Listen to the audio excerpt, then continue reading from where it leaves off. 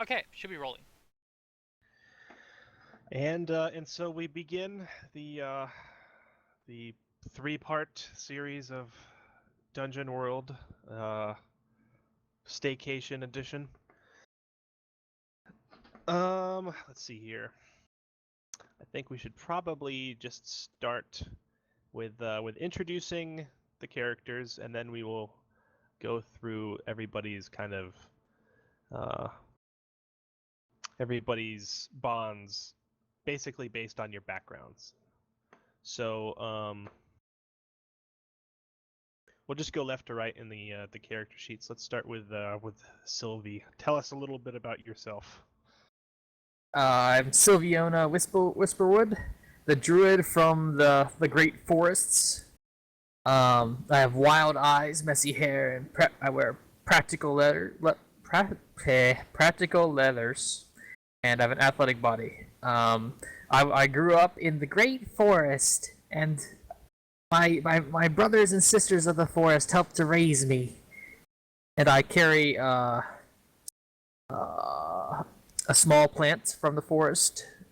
It's part of my thing, and my tell is that flowers always grow in my hair. Oh my. Yep. So in whatever form you take, no matter Yep. what you shapeshift, you always have like at least one At least a flower. Okay.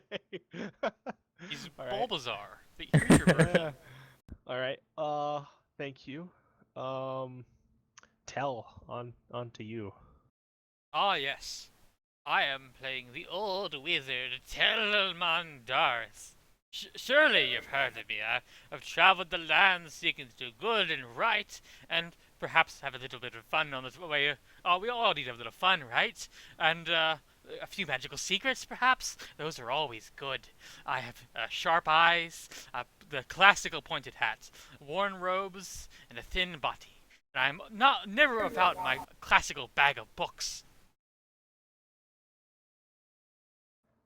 On to Rhaegon. I have nothing to say. That was pretty cool. I definitely don't think I could Well done. pull off acting on that level. That was pretty awesome. No, yeah, Regan basically skin white, very really old, frail kind of guy, white long hair, slicked back. Always drives his cart with drawn by two pale horses with usually a load of bodies in the back. Generally makes a living going to towns where disasters have happened or whatnot, and going through swinging his mace, which is engraved with runes that also has a bell inside of it. Yeah, calling out, bring out your dead. So when folks bring out their dead, then he will eventually bury them. Eventually.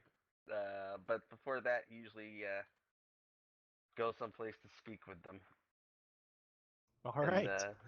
that's basically the size of that. Sorry, I kind of had that all scattered out. I should have something more prepared for it. I Oh apologize. no, it's fine. Not everybody can be the old wizard. Um. Prepared? Who said anything about being prepared? Yes. All right. So for your bonds, let me We have turn two to the elderly appropriate people page. in the group. This is Yeah, you pretty do. hilarious. And one young one from the Great Forests. Yeah, Brother yeah. Wolf always said that the old. Get get it out of your Police are gonna. system. Get a few more great forests in. The guards are gonna give us like really bad looks whenever we roll into town. Yeah, like what are you doing with that young girl? Creepy old man running around with a young girl with flowers in her hair. Will certainly be interesting. One guy smells of ash and the other smells of death. My Uh, black robes are usually covered in some dirt from digging up graves, so I almost look dark brown to most of the time. Where are we starting? we're gonna be starting with your bonds. I was I'm talking gonna more give you. worldwide, but we'll get to that, I guess. Yeah, we'll get to that. I'm gonna give you the official description. Um, I think it'll probably be easier than kind of flailing about later on. Uh, bonds are what you make you a party of adventurers, not just a random assortment of people. They're the feelings, thoughts, and shared history that tie you together. You will always have at least one bond, and you'll often have more. Each bond is a simple statement that relates your character to another player character. Your class gives you a few to start with. You will replace your starting bonds and gain new ones through play. Resolving bonds. At the end of each session, you may resolve one bond. That's going to be important to note. Resolution of a bond depends on both you and the player of the character you share the bond with. You suggest that the bond has been resolved, and if they agree, it is. When you resolve a bond, you get to mark XP. I'm going to put a little caveat in here. I don't think anybody is going to do this, but for the sake of making sure you guys aren't tempted to just go along and say, yeah, that bond is resolved, even though you might be stretching things. I'm going to have a little bit of oversight. But ultimately you are going to be deciding if the bond is resolved. A bond is resolved when it no longer describes how you relate to that person. That may be because circumstances have changed. Thelian used to have your back, but after he abandoned you to the goblins, you're not so sure. Or it could be because it's no longer a question. You guided Wesley before and he owed you, but he paid that debt when he saved your life with a well-timed spell. Anytime you look at a bond and think, that's not a big factor in how we relate anymore, the bond is at a good place to resolve. If you have a blank bond left over from character creation, you can assign a name to it or write a new bond in its place whenever you like. You don't get XP for doing so, but you do get a more defined bond to resolve in the future. So. Basically, they're saying you can create your own bond text if what's there One- doesn't fit. Is that? Once, wasn't sure if I caught that. Yeah. Like once you've basically used these ones, you can start making your own. I think the ones that they have here are really to try to make sure that You guys understand the interact. system. Well, yeah, it's to make sure you guys understand They're the there system to give and you a jumping off point. to make sure that you guys have some interaction, and to kind of jumpstart that. So, I guess starting with Regan, you've got like 4 choices. Oh, just a quick note, Victor. You don't need to you fill have out all you have 4 2 then. dungeon rations. I do? Yeah, you started with one and then you picked another one at the bottom. Yeah, you've Oh, got okay. it's technically 10 uses, and 2 weight. Because it was actually on the. If you look down at your adventuring gear, it's kind of listed with that.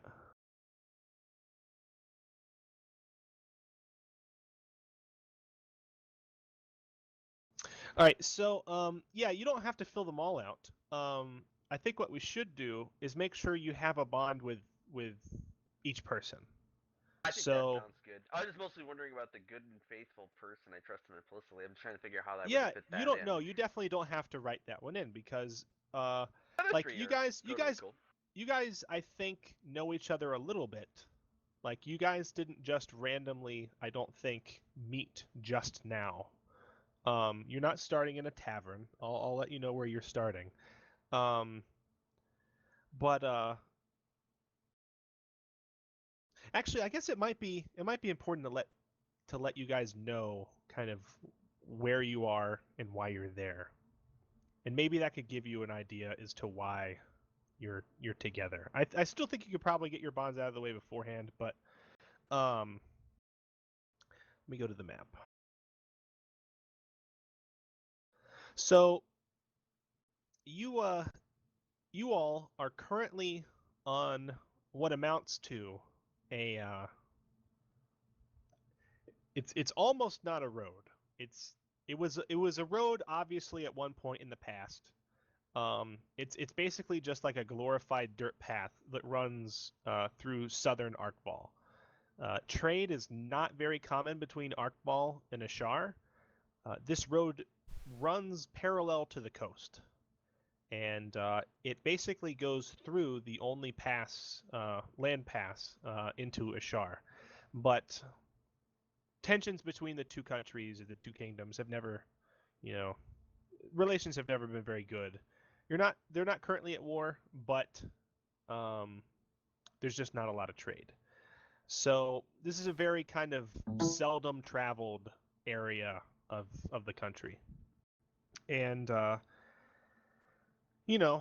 described a little bit to you about the actual place where you are. It's predominantly fields. The Lyrian Forest is off to your east. It's a giant forest. It's probably the biggest one in the world. It's basically the native land to the elves and many of the halfling races and the gnomes. You've got some marshland westward towards the swamps, and obviously the mountains to the south where Shar is. And you're all here because you have heard stories of the ruins of Exandis. It was once a great city that basically bordered the coast here long, long ago. It was said to stretch for many miles, going all the way from the coast almost to the Lyrian Forest. And today there is basically almost no evidence left of it.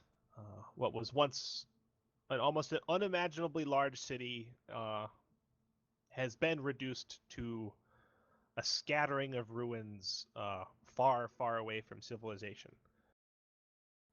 And it's been many centuries since it was lost, and the tales all speak of great disasters around the world at this time, but a lot of things from that era are kind of murky at best. You know what kind of disaster? Did it perhaps sink into the sea? A great cataclysm? How was the city lost? Um, you know, it's really good question. It seemed like there was disasters kind of all over the world at this point. So records are really, really shoddy. As far This is good.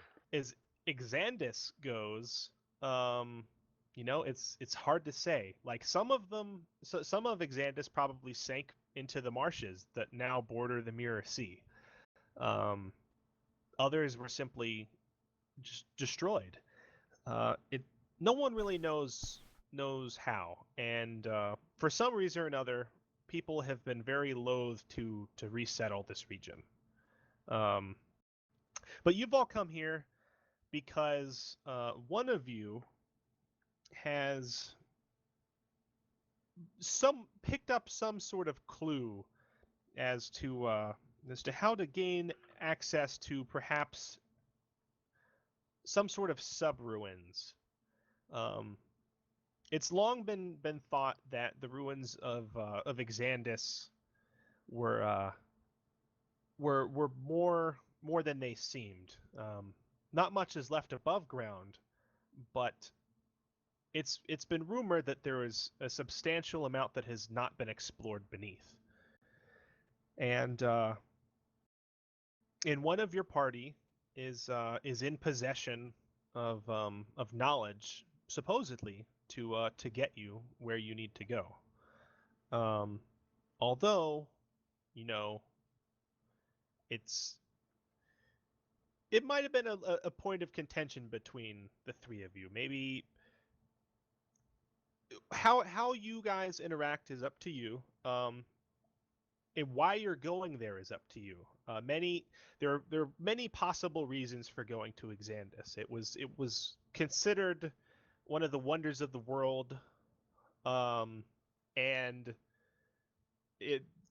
the advancement of its sciences and its magic were legendary. So that could be a draw.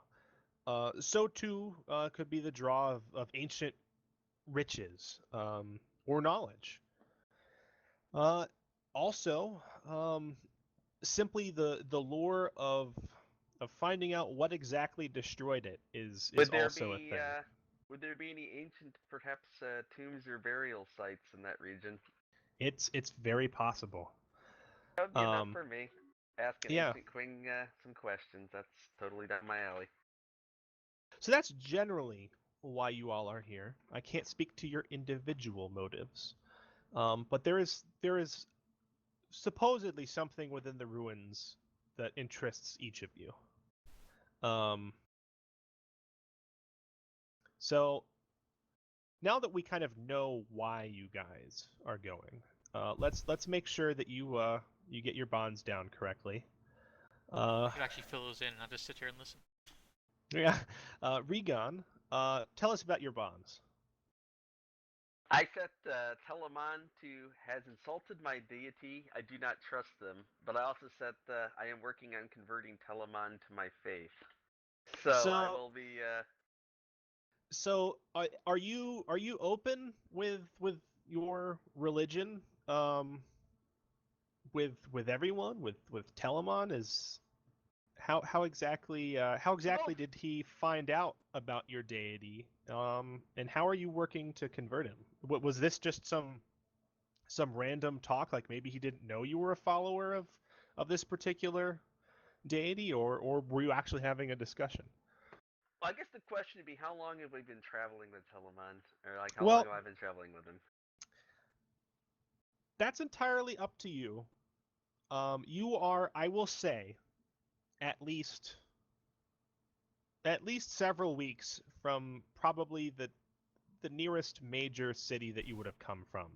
There is some civilization in these parts, but I highly doubt that you would have come from there.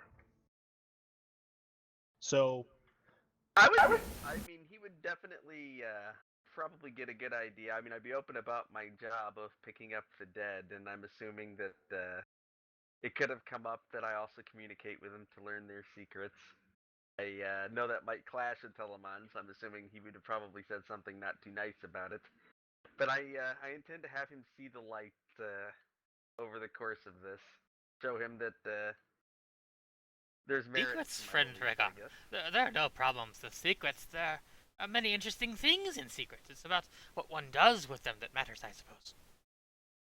But Telemon would be okay with me communicating with the dead, because if he would, they might not have insulted my deity. I'm not 100% sure. Or would he know of my deity? Telemon has contact spirits on his list.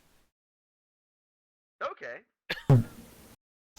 In that case, man, I'm trying to think why you might have been. Well, I guess you probably wouldn't like a deity that's brought about a considerable amount of death in the past. I'm assuming, perhaps. I don't know. perhaps it was not a direct insult. Maybe or maybe he didn't mean it to be a direct insult. Maybe he merely commented on the natural burial rites or something. yeah, maybe it was less directly to your deity, but you felt that it was insulted because of your own rituals and whatnot. That could be fine. Honestly, I think this really comes down to this particular bond. Almost feels like Telemon should tell me how he insulted my deity, perhaps. Well, even though Telemon, it's my bond. yeah, bonds go two ways. That's why we kind of work together to make sure people are setting them up properly. Telemon, do you feel that you would have somehow insulted Rhaegon's deity, and how did that happen? Yeah. I believe that the carrying of bodies is probably unnecessary. They should be buried quickly where they cannot be easily resurrected. That seems to be counterintuitive to the way of the world. I think that probably came across as not only an insult to your deity, but maybe a little bit personal. So, like maybe you took that a little bit personally. I think that works. Yeah, that definitely works. And that Sylvonia is in constant danger. I will keep them safe. I figure. So let's hear a little bit more about Sylvonia. Obviously, being a druid, she is very apt at survival outdoors. Are you worried about other dangers? Honestly, I'm just basing that on the sheer, almost grandfatherly type approach, I suppose. Ah, okay, yeah. I'm kind of going along that line with it. Her age is a factor. Maybe you've never seen me shapeshift. or something. It's Yeah, possible. I've never may- seen you shapeshift as well. To you, does she just appear to be kind of a tomboyish, almost child who believes, that they can survive out in the world, and maybe you think that you know better? Yeah, I think that's kind of the alignment I was thinking with that one, where All right. I know the harsh realities, and she's just not aware of them yet, and eventually I'll have to keep her safe when she wakes up and realizes everything kind of is horrible in my worldview or whatnot. The harsh realities of The harsh Rhaegon. realities of the old ones and stuff. All And right. then I'm working on converting Telemon to my face. Should be pretty self-explanatory. I'm going to slowly introduce him to concepts from it and see if I can steer him towards the light, so to speak. That should be very interesting. I think we can all agree. That should be interesting, friend Rhaegon, because the way I see it, you're steering me toward the darkness and not the light. But he himself admits that it would be interesting to see if you managed to do so. You can't have one without the other. That is an important Yes, concept. exactly. So Telemon Daris, the wizard, give us your bonds. I believe that Sylviona will play an important role in the events to come. I have foreseen it. What exactly did you foresee, and why do you believe she will play an important role in the events to come? Now, I keep must in admit, mind, it's... it must be vague to have been a vision like this. Indeed. I saw it in the water when I consulted it the other day. It was quite strange. One would not think that one so small should play such an important role. But I foresaw that one of us would be in grave danger and she would save us. Oh, wait, that's another one, isn't it? That's someone else's goal. Oh, it'll work. No, that works fine. Yeah, that seems very prescient of you, Telemon. How about? Who wants to play the secret game? It should be noted you don't have to, but you can. I could be keeping a secret from you, though I'm not sure what secrets would. Well, that has to Go be the totally tell against- between you and the DM now. Yeah, Rhaegon, I can think of all sorts of apt secrets. If you would, it has to be something that you would have a reason to keep from the wizard. But I let's see here. I think I have an idea as to how it would relate. We will not talk about it obviously here. I will send you a PM very got a few. briefly. Cool. I've got a few ideas as well. I'll shoot your way here. And thirdly, I believe that dear Rhaegon, here, the cleric, as he says, is woefully misinformed about the world. I will teach him all that I can about the true way of things.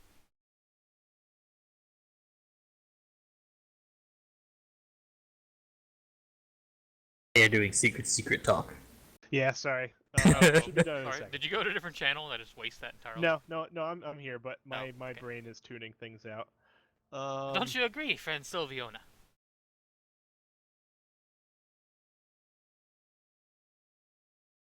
It's from from behind your script. He smells of, I don't know, death and the dead. Very unusual for a cleric. Sniff sniff. I don't know if you can hear my sniffing or not through the mic, but I can. All right, so yeah, we've figured out the secret. That was really easy. do the secret. Yeah, Rhaegon, that certainly qualifies. And Cool. it definitely works. I was briefly upon another astral plane. Can you please re-inform me of your third bond there, Tel? I merely said that I totally lost it now. My dear friend Rhaegon the cleric, I believe him to be woefully misinformed about the ways of the world. I will teach him all that I can to bring him further into the light. Yeah. Yeah. And I I gotta mean, say, like, this is an awesome party. Two frigging yeah, you're completely both, opposite old wizards. It's gonna be like the old man odd couple of and dungeons. you're both trying to basically convert each other to your viewpoint. That's Only just one hilarious. can win.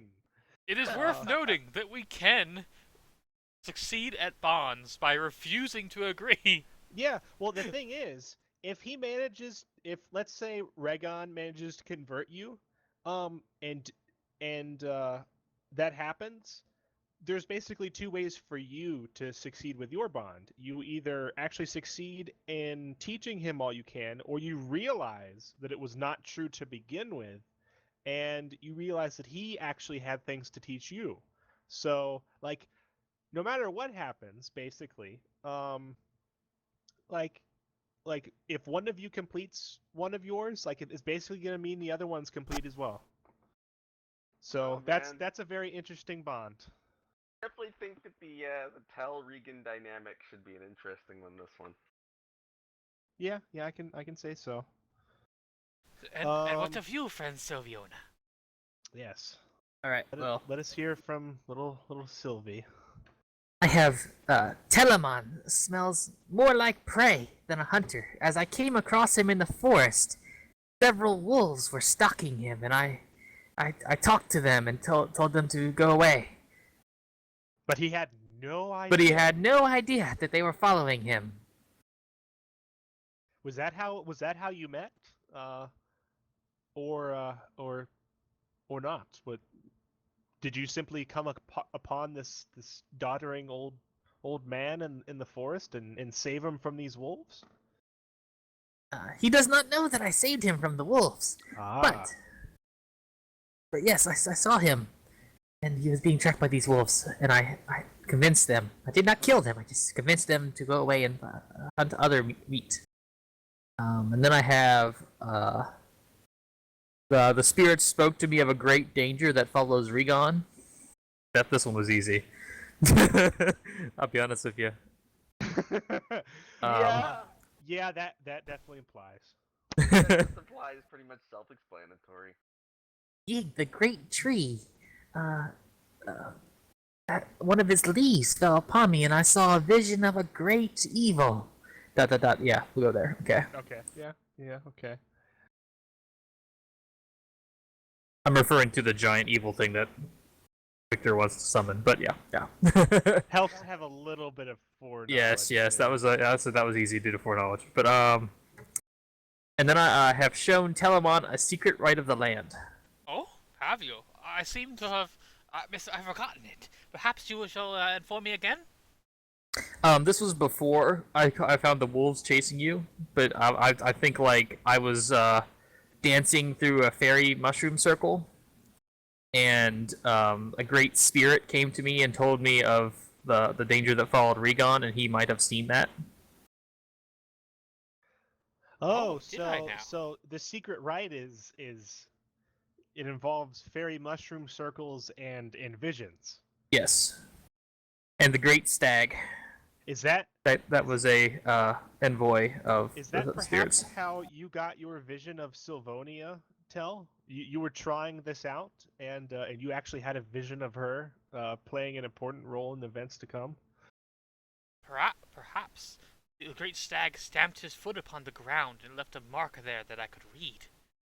Yes, the water was in the mark, and that was what you were perusing. Indeed. Yeah. And then I left blank. Has tasted my blood, and I theirs. We are bound by it. I didn't fill that one in. Yeah, totally fine. These are all very good bonds. I love that Tell, your second bond, can introduce such an undercurrent that basically kind of can touch all of everybody else's bonds if it's done correctly. It's very interesting. So yeah, that's very cool. You've got your bonds.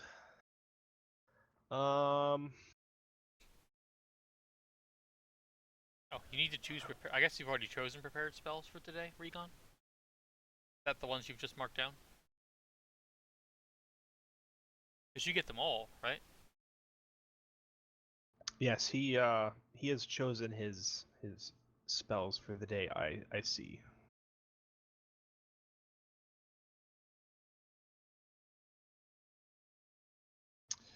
Let's see here.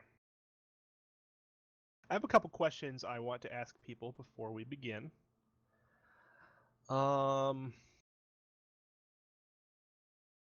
Sylvie, what is, if you could describe it, what is your, I'm not going to say favorite, but what is the animal that you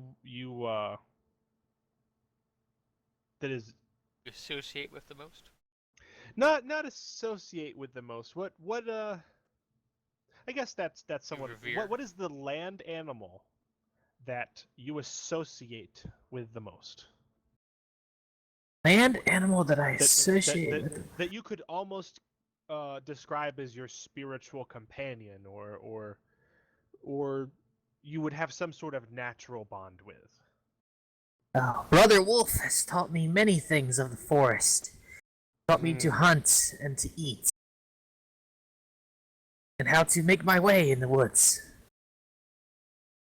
And you have obviously taught them that old men taste gamey, apparently. Yes, they are not tasty at all. Okay. All right. This one would not be worth their time. Regan, Oh, I don't know about that. are you there, Regan? Yes, I am. Sorry about that. My headphones were acting completely up for the last second. I might have missed like the last 10 seconds or so. Oh, it's fine. You just missed the doom of the world. Let me see here. You've had like a long and storied career as you know an undertaker slash disposer of bodies. What exactly is the name of that profession? Someone who collects the dead.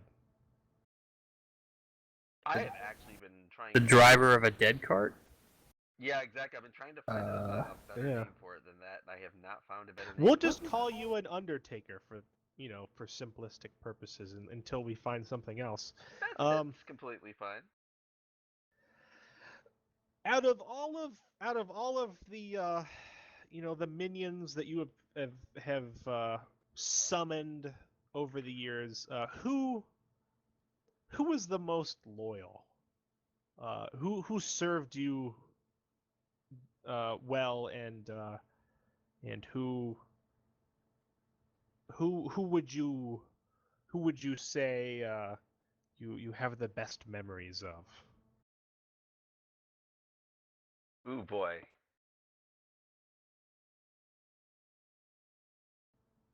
I'm trying to think here because I actually can't summon dead yet, so it would have been who would I have spoke with?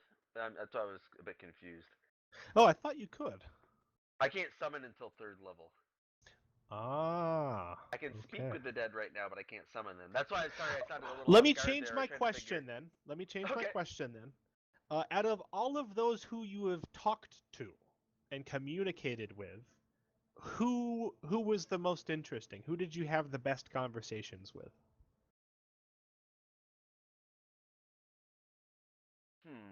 You know, that's actually one that I'm thinking of something for here. Just a second. It can be something simple. Then you don't have to describe their entire life. It could be simply like Bruce. We had similar interests in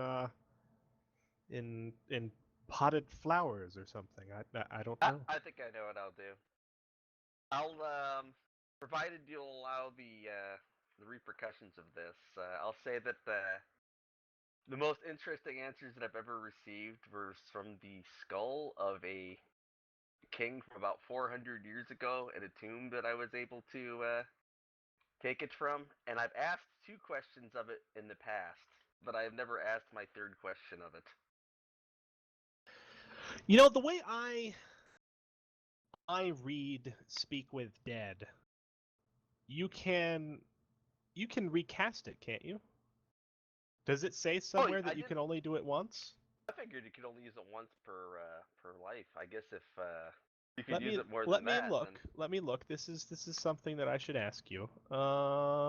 Cleric spells. definitely would make my bones a little less disposable when I It doesn't acquire say it's something limited. I efficient. think it would just be 3 questions per casting. Yeah, it's I was thinking it was 3 questions per casting, and I think that's how we're gonna play it. A corpse converses with you briefly. It will answer any 3 questions you pose to it to the best of the knowledge it had in life and the knowledge it gained in death. So yeah, you are not limited to just 3 questions. I mean, you're limited to 3 questions a use, but Yeah, if I you can, can you can consult the same corpse multiple times. okay, I'm not sure if I can still have it with me or not, but I'll say it was a king that managed to prosper from disaster. What is the name of this king? And where did he hail? Let me look Yeah. at the map actually. Yeah, yeah. Say he was a king from what's the richest land in this continent? Ah, that is a very nice question. Um, Rich is debatable. That could probably be between Boros or Arkval. Both have very long and storied histories, and they are rivals. Okay, I'll go with Boros, and I'll say that he was a king from several hundred years ago, or about 300 years ago, that managed to prosper from disaster continuously, and I found to be good counsel. All right. If I can still have his skull, I'll probably throw it D- in my inventory, but otherwise I'll what's his name? let me come up with one.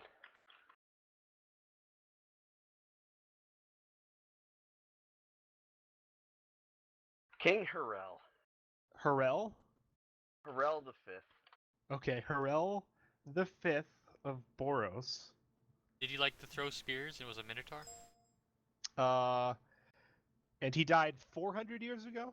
300 years ago. Okay, all right. Dead 300 years. Yes. You have, you have him in a pouch, I assume, that you carry around with you. All right. Let's see here. Why is this doing that? No. I no, found go him away. very wise when it comes to dealing with disaster and having good things spring from it. And obviously, he probably makes a good conversation partner on long wagon trips between plague-riddled towns. Oh, absolutely. Now that I know that I can use that multiple times, that would definitely be within my character. So, the spells like speak with dead and contact spirits. Is that like an audible conversation or is it like a mental thing? I see them as mental. Okay. Alright. We just see him speaking to some spell for some disturbing reason. Yeah.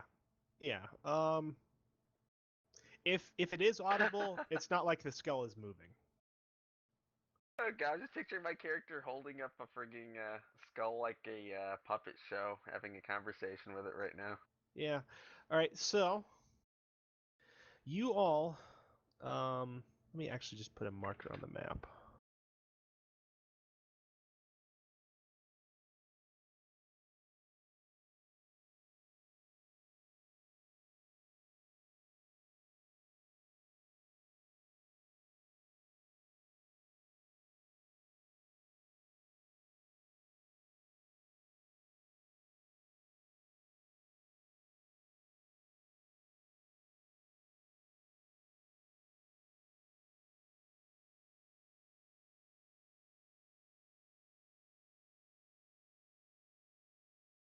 I think you were all roughly here.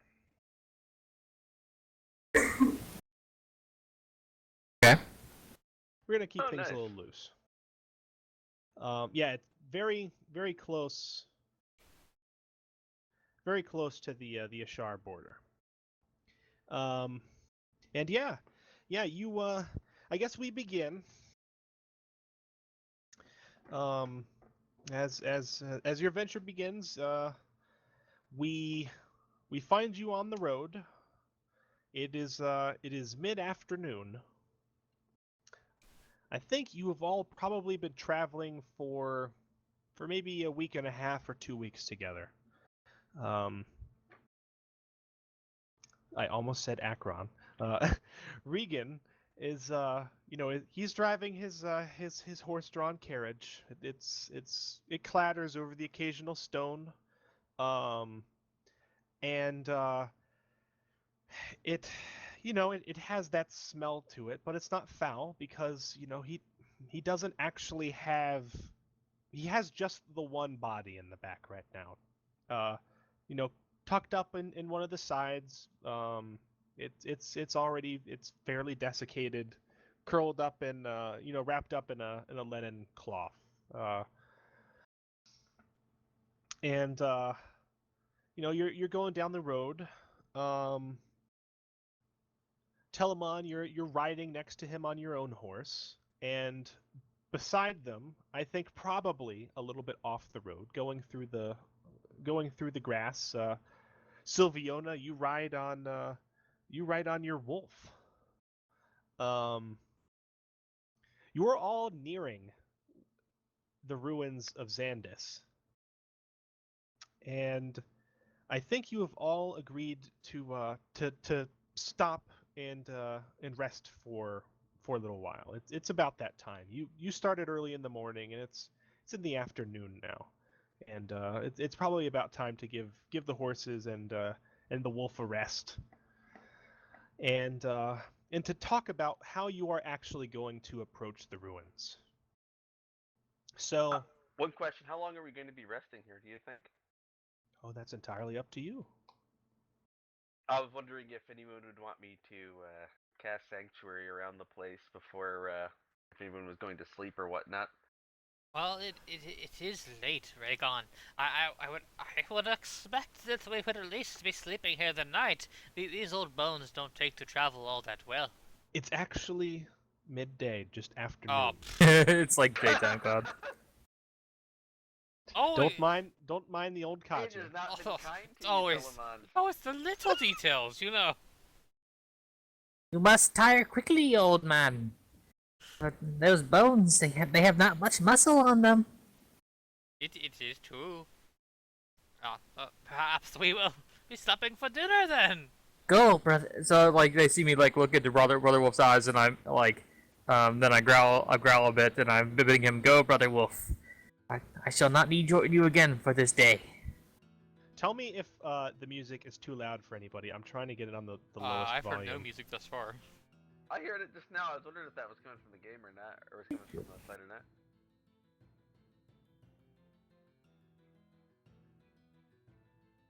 That's more traveling music. Let's see here. Told us to get the Diablo 2 soundtrack on there for when we're actually in a dungeon. That's such a great dungeon music.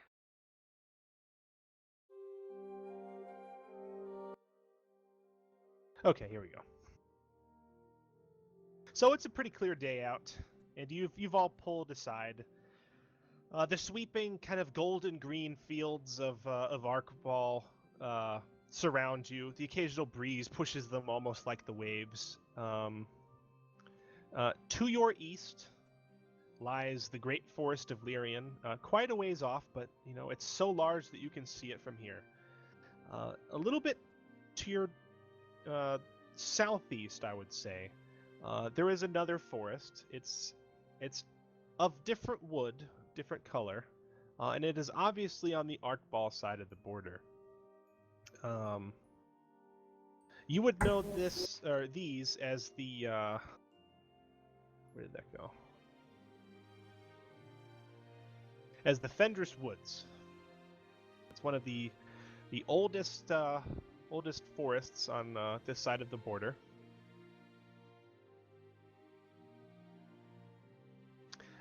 To your west and southward, there is Morash Devar. It is the marsh that lines the Mirror Sea that runs almost all the way to the cliffs of Ashar.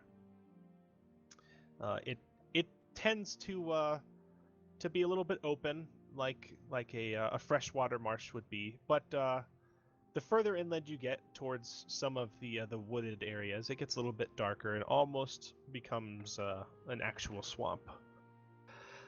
The only real civilization nearby, and this is only from what you've heard in your investigations before coming down here, is the small village of Adelan, and beyond it, the keep known as Avarok, which is assigned to watch the Arkvalian side of the border, and that's pretty much it.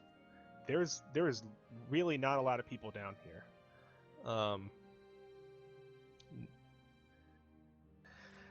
Now, the ruins themselves can continue on, or rather lie a little bit further down the road.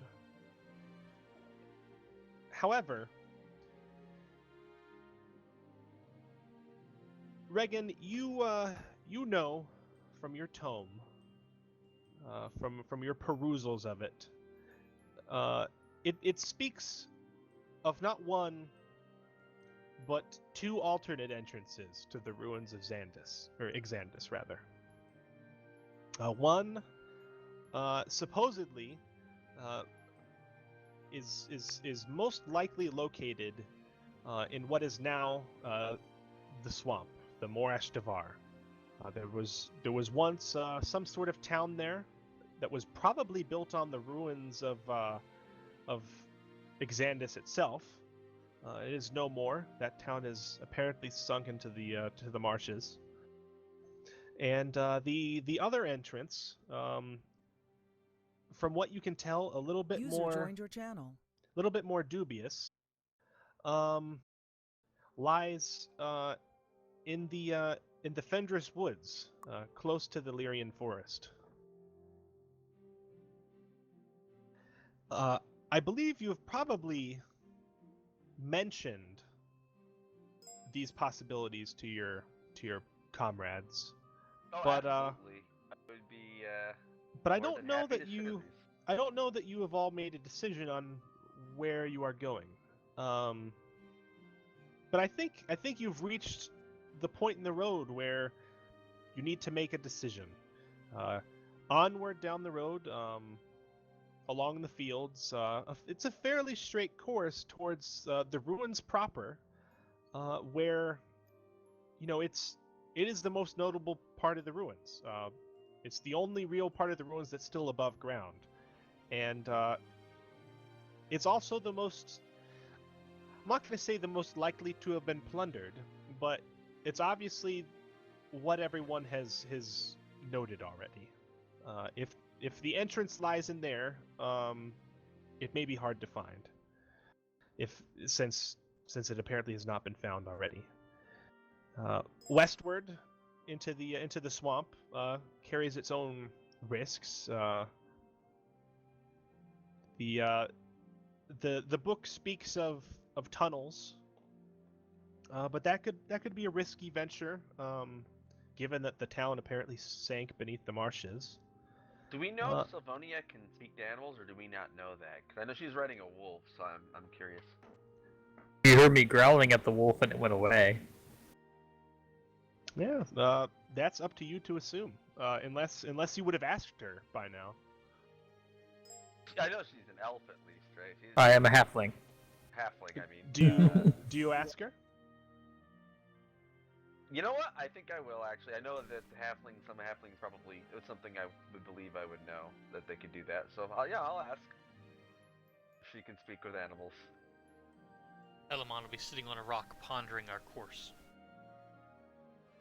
I can speak the tongue of the animals of the great forest, and they speak to me often. I think I'm going to look at Telemon and point out that I think that we should probably take the woodland route if we're with someone that is so adept at the woods. Ah, yes, Fredregon, but it is not a woodland route. I will note that this is the Great Swamp. Brother Wolf, you always said to avoid the swamp. Well, there is the route in the Fender's Woods, the third possible entrance. It is not in your. Do you come from the Lyrian Forest, or do you come Yes. from elsewhere? It is I not. come- It lies not in the Lyrian Forest. It is a distinctly human forest, but it is nearby, and this is the one you have the least details about, Regan. There is just somewhere in the forest supposedly an entrance.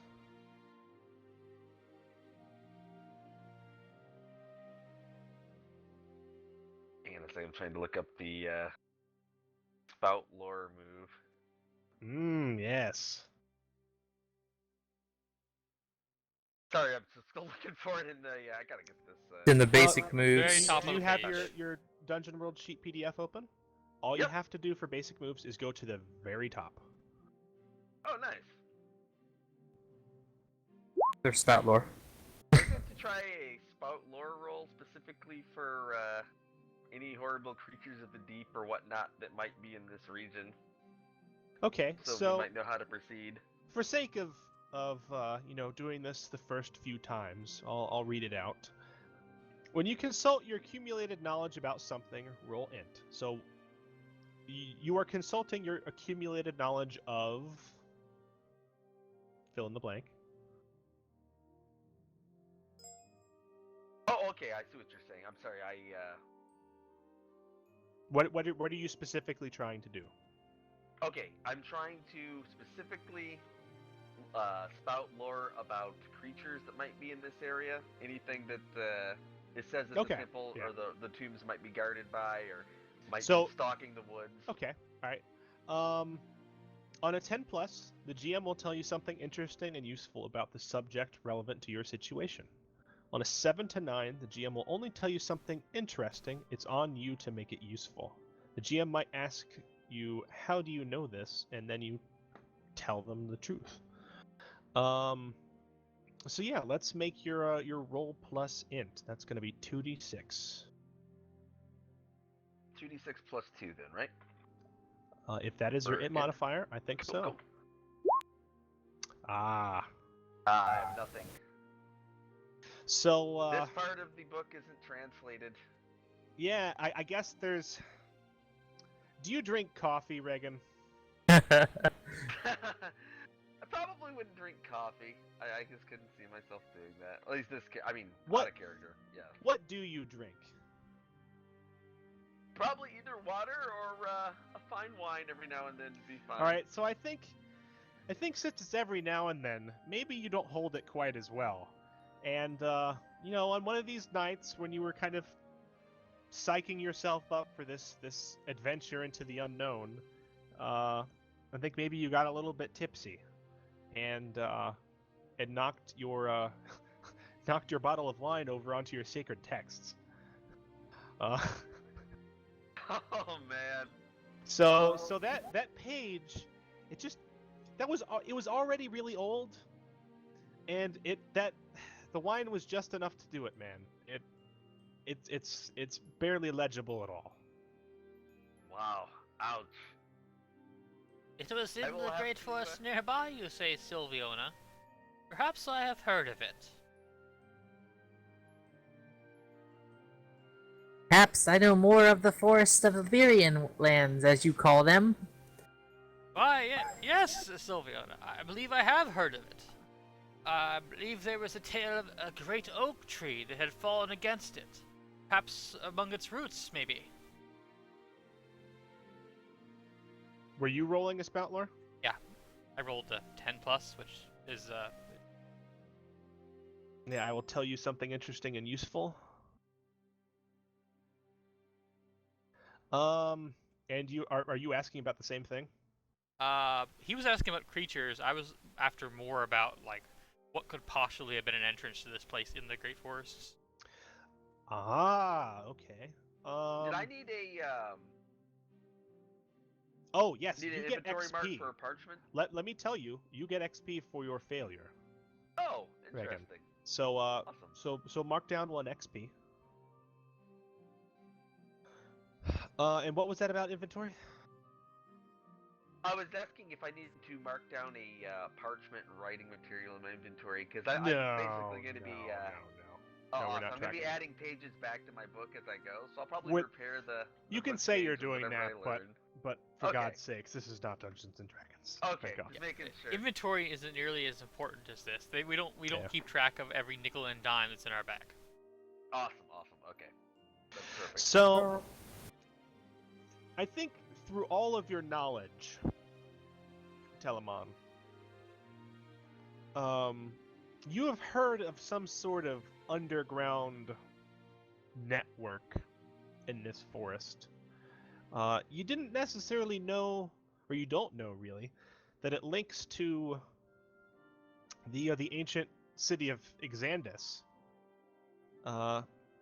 However, you think that it should probably be fairly easy to find once actually in the forest. It seems to you that you recall something about there being a great pit. It's hard to remember the exact specifics. Something about a tree. Who knows? But you think that you can find the entrance by basically looking for some sort of rent in the earth itself, within the forest, and it should be fairly obvious once you come upon it. It is thus that I have heard, friend Sylviona. Perhaps you know of it. I have not heard of this section of the forest, but actually, let me roll spout lore, and we'll see what I know of the area. I guess that's how it works, right? Or do I ask you? You can, or you can arbitrarily decide that you don't know.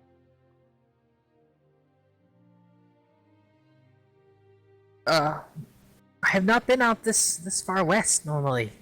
I usually stay deep in the Great Forest. Yes. Perhaps I could scout it out or ask some of my forest friends. You seem to recall, since it's not in the Lyrian Forest, you definitely, you haven't been there. But you seem to recall some sort of tales of some wanderers heading into that forest. You're not really supposed to go there. Yes, Brother Wolf humans warned get me not mad. to go there. The humans get mad when you do that. Something about poaching and the like.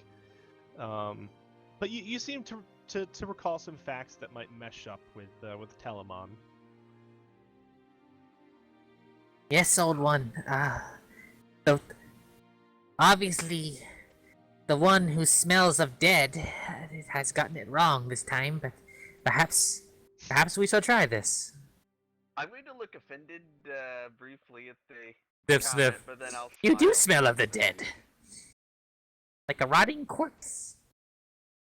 I thought I will actually smile and state that I'll take that as a compliment.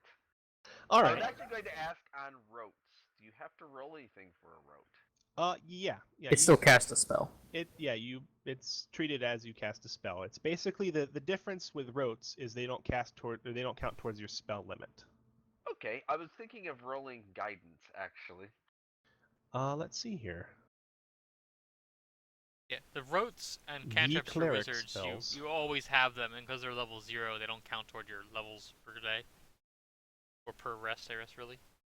I now have a kind of divine mission to take detailed notes of our time here to repair the page that I destroyed, because that's just unforgivable, damn it. So I think it's time to contact my deity and ask which way So I should guidance. The symbol of your deity appears before you and gestures towards the direction or course of action your deity would have you take, then disappears. The message is through gesture only. Your communication through this spell is severely limited. Yeah, so I guess while you two are talking about the old man who smells of dead bodies, do you get off your? I mean, I assume you've probably gotten off the wagon to stretch your legs a bit. Yes, I would be probably. What exactly do you do to seek guidance here along the side of the road? It's a beautiful day, huge sky overhead, a faint breeze. It's nice and sunny out. How do you seek guidance from Actually, I don't know. Did we ever establish the name of your god? I have him actually listed as that he cannot be named, and we have purposely Ah. kept his name How do you untranslated. seek guidance from he who cannot be named?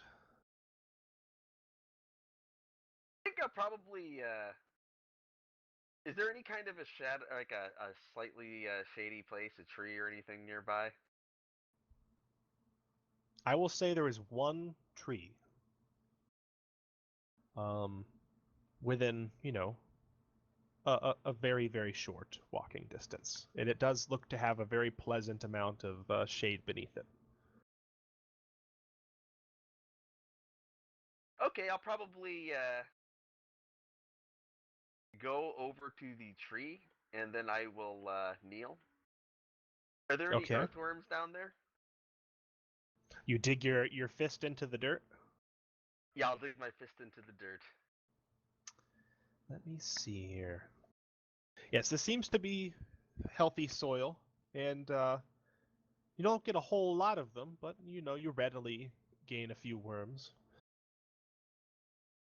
Okay, I'll be able to hold those in my right hand, open my book up with the my left hand, and look for the some sort of a prayer that's been translated, and I will proceed to crush the worms while I read it, and then hopefully that'll be enough to at least get a gesture, just a small token sacrifice. All right. What do you what do you consider a symbol of your deity? Like what exactly do you associate with he who cannot be named? Outside of the dead, there's a lot of really like I guess black goo kind of motif to it. Very almost elder god kind of thing going on with it behind the dead on the surface layers. So that sort of thing, tentacles and lots of teeth. Hmm. I I'm might even looking up. consider it. Maybe I'll maybe even the gesture could be, I don't know, dying insects in that direction. They just fall out of the air or something. I'm looking up one thing on on your sheet to see if you have it, because it would definitely influence what your deity thinks.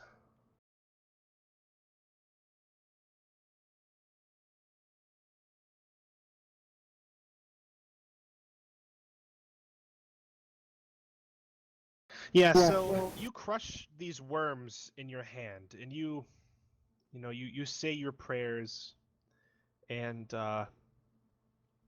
you're probably looking about for some sort of sign, and you feel like a sharp pain um, in your palm, like the palm you're squeezing, and I assume you stop and you look, you open your hand, to see what is hurting you, and maybe the sharp halfling ears over by the road here, like a very very small grunt from the old man. You look down, and amidst the crushed worms and the soil in your hand, you actually see a bit of your own blood. And you look closer, and it seems that I don't know how you missed it, but when you dug into the ground, um, to grab these worms, uh, within the soil that you came up with, just a small amount of soil, there seems to have been some sort of shard of. I have no idea what it is. It looks like some sort of stone, but it's too flat and regular. Is it?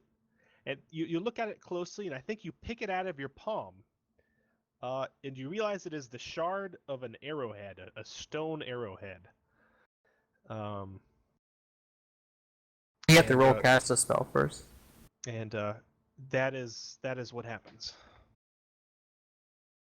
Does it point me in any specific direction? It seems like. We're gonna see. Roll your Oh, cast a awesome. spell. Okay. I rolled roll 2d6. Is that the roll plus 2? 2d6 plus wisdom for you. Okay. Plus wisdom mod.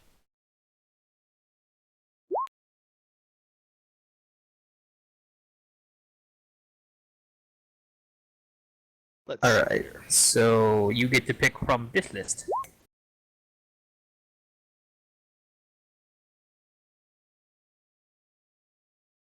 Yes. So, Regan, you need to choose between those. I'm going to choose after you cast a spell that is revoked by your deity. I'm going to assume it's Yeah, you not get it taking back the when fact you. I spilled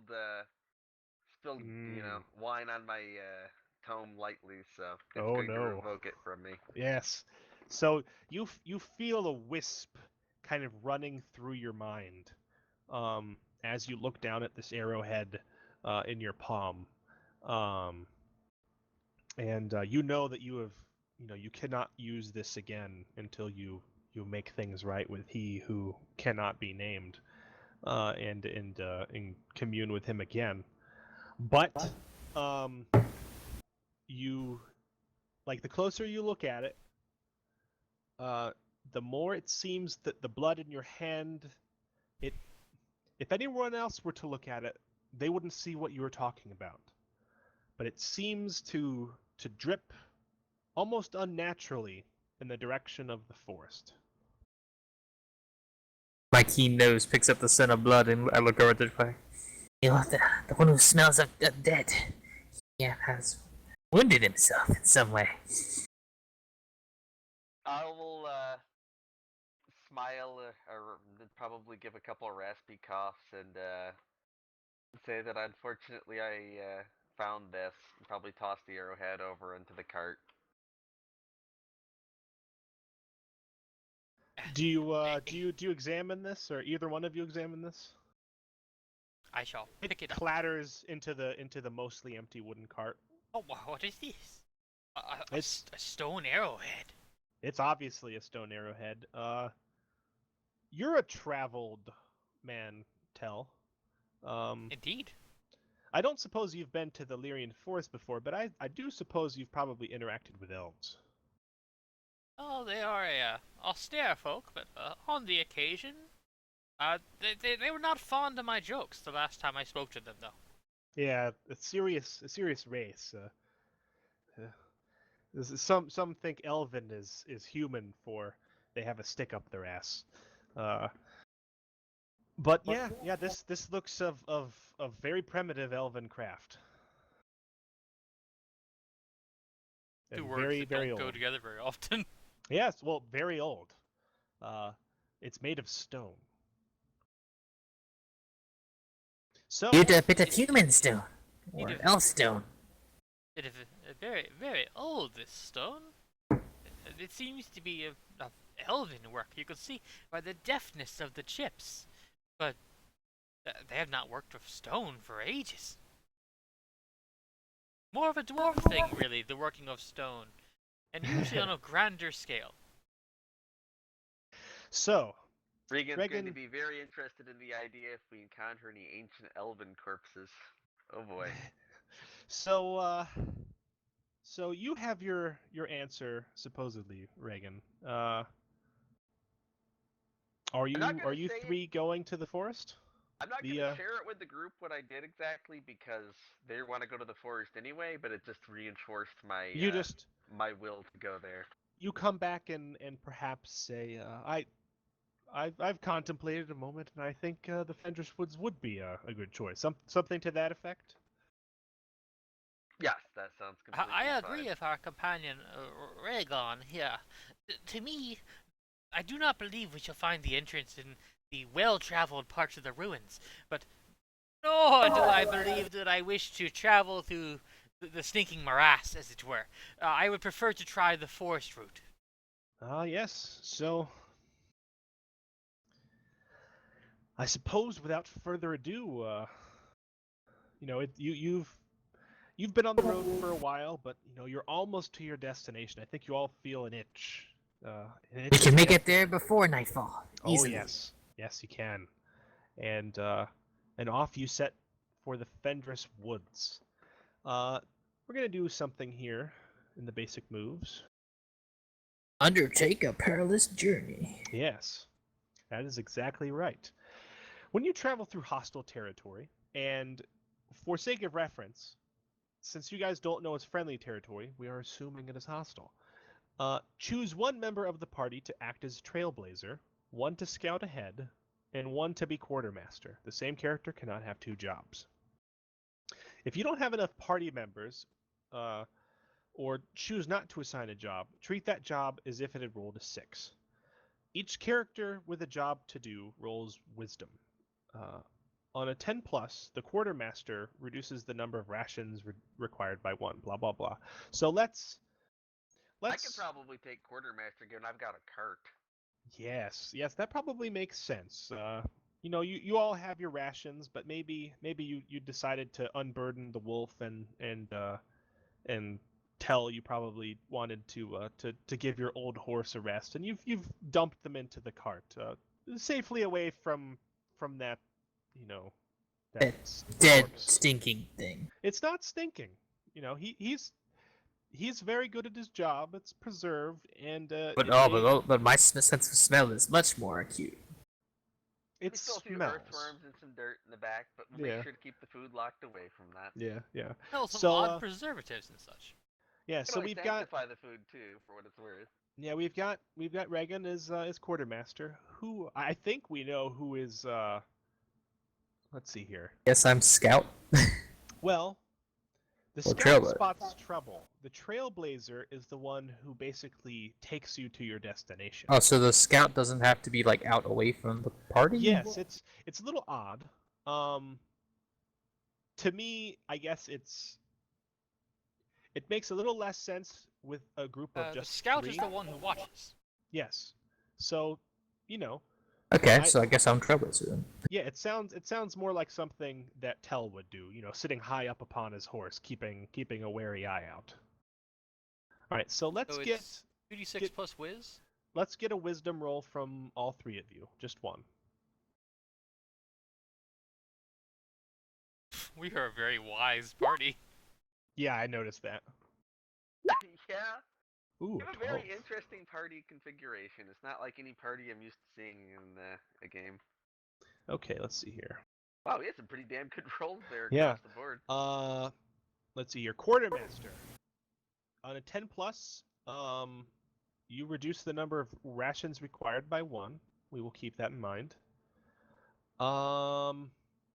Trailblazer, you got a 10 plus, correct? Yes, I got 12. You reduce the time it takes to reach your destination. So Brother Wolf shows me a shortcut, even though he warned me not to go here. Yes. Then I convince him that we must go here. That's what part did, of our- what did the scout roll? The Great Stag. 8.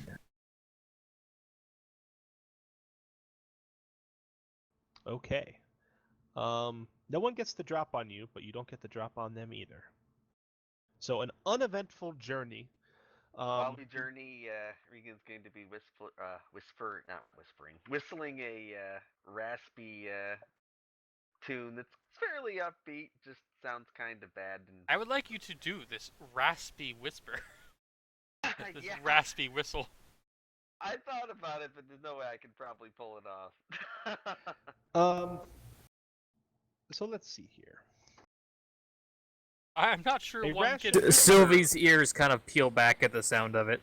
I'm not sure one can whistle raspfully. Dead one. A bit of a morbid one is perhaps a little bit of entertainment on the road. To keep our minds, eh? I shall try prestidigitation to make like a dragon flying along with us. So you're A little one. trying prestidigitation to create the illusion of a dragon? A little one. To entertain us on our journey. Okay. Yeah, roll your spell. That's pretty And- awesome. Everybody clench. Oh, I got a 9. I have to make a choice. Yes.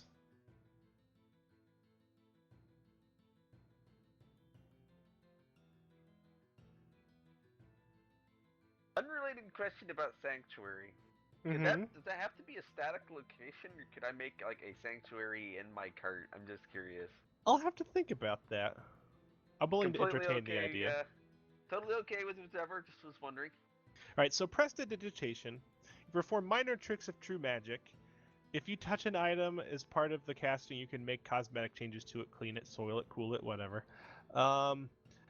You can cast the spell without touching an item. You can instead create minor illusions no bigger than yourself. Prestidigitations are illusions are crude and clearly illusions. They won't fool anyone, but they might entertain. So, on a 7 to 9, you choose one. I'm going to lose the spell. Okay, that's probably the smart choice. You forget prestidigitation. I think you feel like a warm, bubbling pop almost within your skull, just for a second. Not something alarming, and it's almost for a second like you don't even really remember the sensation. And yeah, it's gone.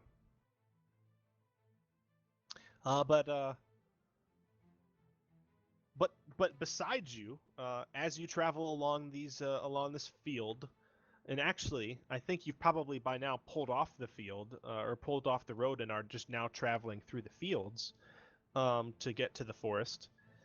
You see this. Describe what this semi-transparent, small, kind of ethereal-looking dragon looks like. It is the small representation of the young wormling. It is got very wide wings, very small on the claws, and it is swooping around us, perhaps to entertain the young Sylviona, who is being disturbed by Rhaegon's whistling. You can summon beasts? I have not seen a creature such as this before.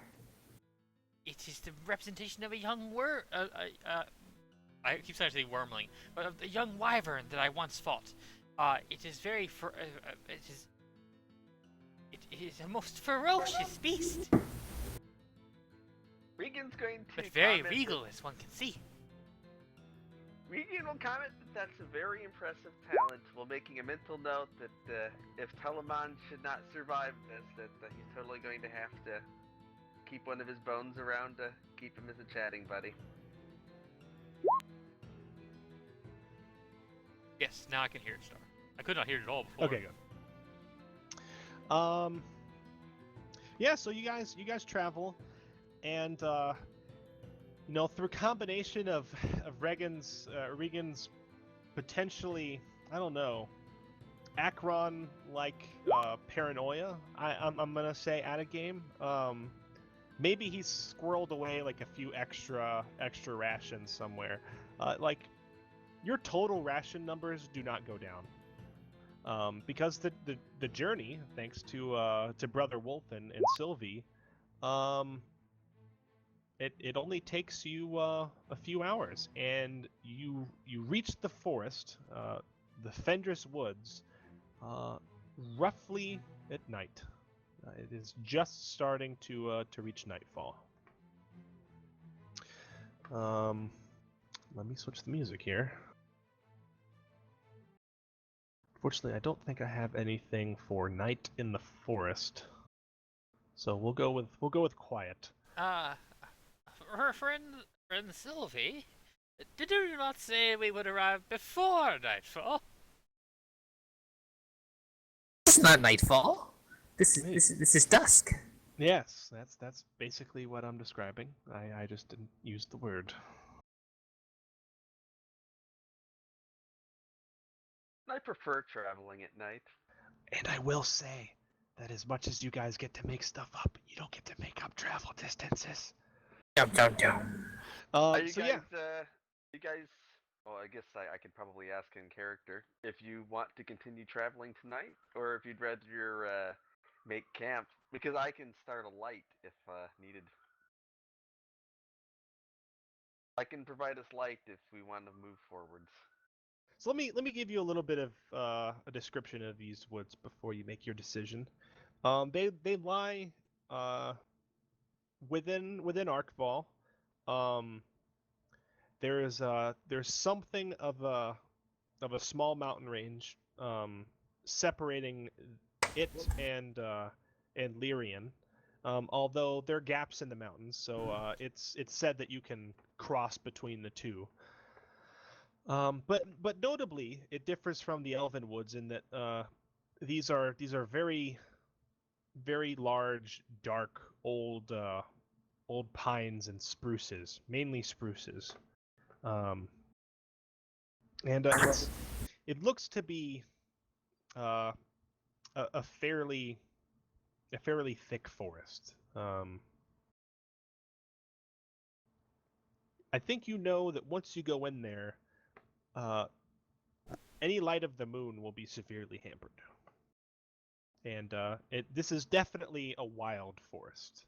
So it's Nowhere near civilization. Even in the day, it would be a Dark of the Woods scenario. Yeah, even in the day, it would be fairly dim in here. I could provide Not us to the light point if where you're you not- would need a personal light, but it would still not be bright, is what I'm trying to get at. So what do you guys decide? Do you make camp here at the edge of the woods, or do you proceed? Friends, to me, is not our destination underground and within the tunnels? It'll be just as dark there as it will in the daylight, would it not? Regan will smile and say that he likes to travel the night, and then I'd like to try to use my light rope. Many predators come out in the dark. It What do you- always is more active at night in the woods. What are you casting light on? My bell, actually. I'll load it up on my base at the second. Okay. Yeah, let's get your Is it literally Okay. just called cast a spell for cleric, or is it called something different? It's ropes for this one. Well, no, the actual casting of the spell is called something. Okay. Yeah, it's still cast a spell. So yeah, let's get your light rope going. If I succeed, it'll be a very bluish light, almost an unnaturally blue. That's a success. Yeah, so I'm kind of getting the picture of if you want it to, with that much success, your bell, the end of your mace can actually be sheathed in like a blue flame. If you've ever played Resident Evil 4, the merchant there has a blue flame that's very distinctive, and you really cast the hell out of that sucker. I think maybe you drew a little bit more energy than you thought you could, but it's definitely lighting the place up. Awesome. It is an impressive illumination, friend Dragon. The light cantrip, or rote if you were, is common to most spellcasters. I have it myself. Perhaps you could share with us your additional light gifts. Perhaps so. Let me have a go at it, eh?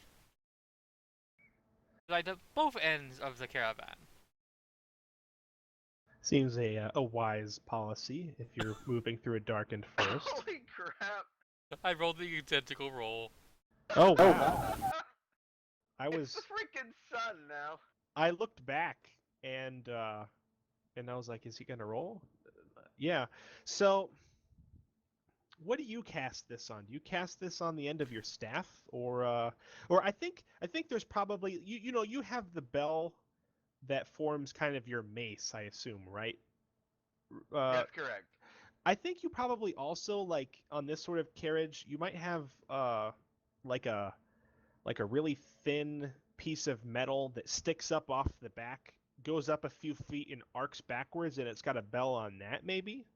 That's like the sort of normal thing that you might ring, but since you're like really into your job, you have your own personal one. But I think there's maybe something on the back of your cart that kind of arches over. Is that the sort of thing that Tell might cast this light on?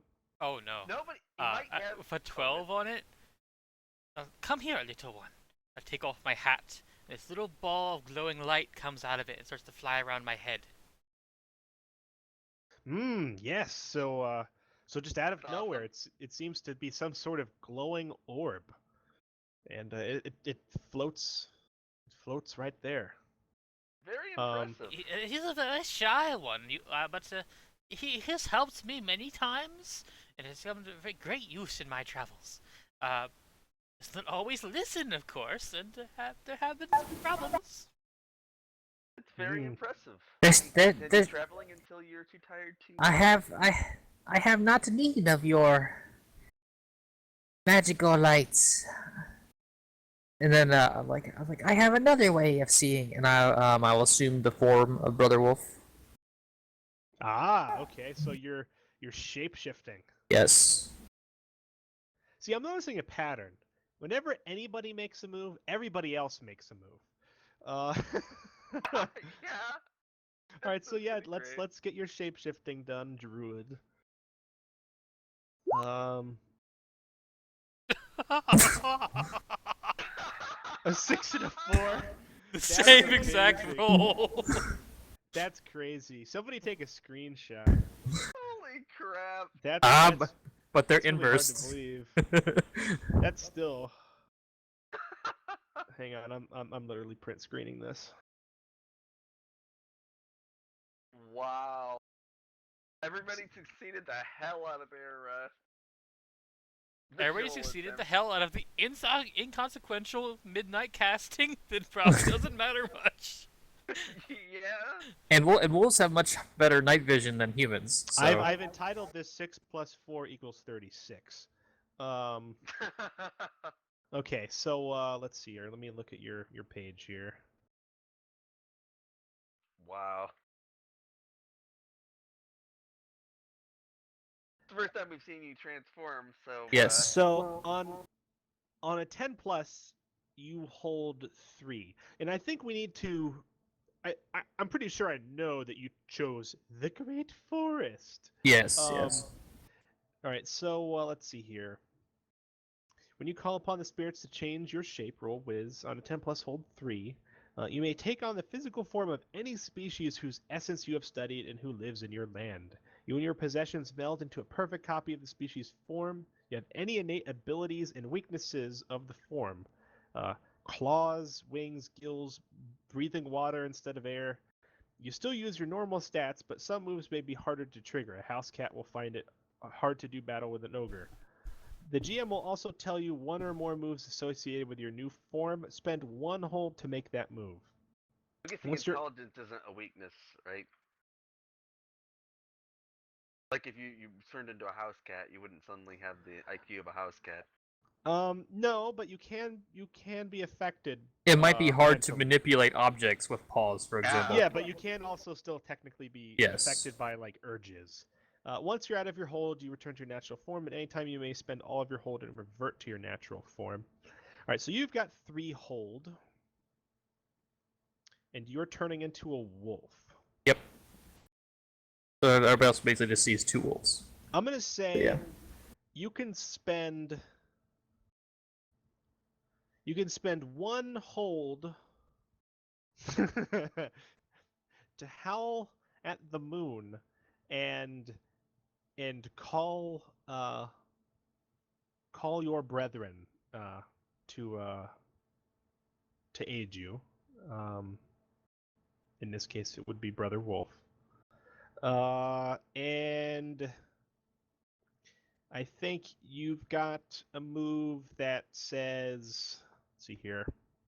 Tear out throats or something. Yeah, go for jugular. And let's see here. Out of curiosity, how like commonplace are shapeshifters? Is this something like I would react to with like Probably amazement? I've not. never seen one, or You may have seen one before, but they're definitely not common. Yeah, so you've got go for the jugular. If you use this and spend 1 hold, you can do your hack and slash basically, and also drag them to the ground with it. So they'll basically be at least semi-immobilized. Okay. All right, so you've got those two. And So I pace like just barely outside the light, but whenever I look at the party, they can still see my eyes glowing. yeah, and there's like a purple flower tucked right over this wolf's ear. Mm-hmm. Fairly odd. And like, what do you do, Wolf? Do you look at them like, come on? I look at stupid them and humans? then stroll into the darkness. So yeah. Sylviona turns into a wolf and strides off with the wolf that she had been riding. And do you guys proceed after her? After Like seeing they that. don't follow, you see two eyes look back at you, I think my horse possibly four eyes. might get a little freaked by that. So I Well, probably I need to got- get them back under control before I got the feeling that these were not precisely normal horses. Yeah, I kind of get that impression as well. And the thing is, your horses have already been traveling with Brother Wolf for like a week and a half, so they're I pretty guess that's true. skittish about them. And maybe like they, I think probably your horses have better manners than Tell's. Tell's probably rears up just a little bit at the sight of this new wolf, but you know, horses can smell, and this smells like Sylviona, and they've been around this other weird wolf for a while, so you know, after some nudging, they'll follow. I'll probably turn to Telemon then and ask, "Do you know about this?" Telemon is AFK. Just saying. Ah, Oh. He says BRB in the chat. I thought he was back. I'm sorry. Yeah, I'll probably go after. I was gonna ask Telemon if he was aware of this at a time, because it certainly was. I was not, but Telemon has returned. I'm back. Welcome back. Regan was going to ask you if you knew about Sylviona being a shapeshifter since she just turned. She does not do it that often that I have seen, but I have known her to take a few forms now and then, yes? It's very interesting. I mean, a most useful talent, one would imagine. All right, so you're traveling into the forest.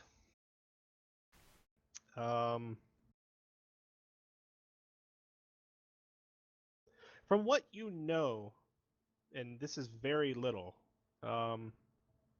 it seems that the entrance described is somewhere closer to the heart of this great forest here. And as we go, I talk to Brother Wolf, and I ask him if he knows of anything like a deep pit or hole in the ground. Brother Wolf Perhaps looks at you That like and, of humans. and snarls, "I am not of these woods." And But you "I have warned told me you, often of these. and yet we are here. But the great spirits, they hinted that we might have to go here. He kind of like shakes his shoulders a little bit and ruffles and like flips his head back a little bit, in a gesture that only since you are in your wolf form, you can know to mean that he is shrugging off this your current statement. Far with the spirits, we should not be here.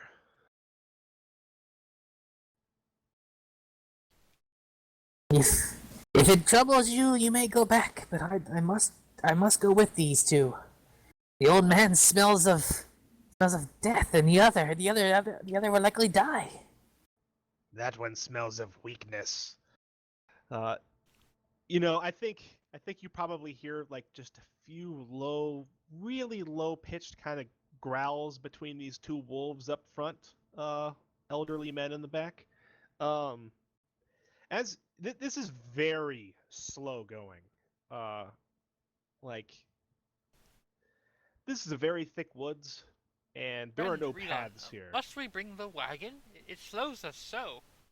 Yeah, there's a thump, and Regan is is totally just jarred for a second as you go over a really heavy route, but these pale horses, they just keep going on. They somehow find a way between the next tree and the tree after that, and it looks like the wagon might not make it through that one, but oh, they managed to squeeze through it. It's not looking very easy though. You get the occasional dull thump when you hit a root. And I think, Regan, do you have a hat? I have a hood.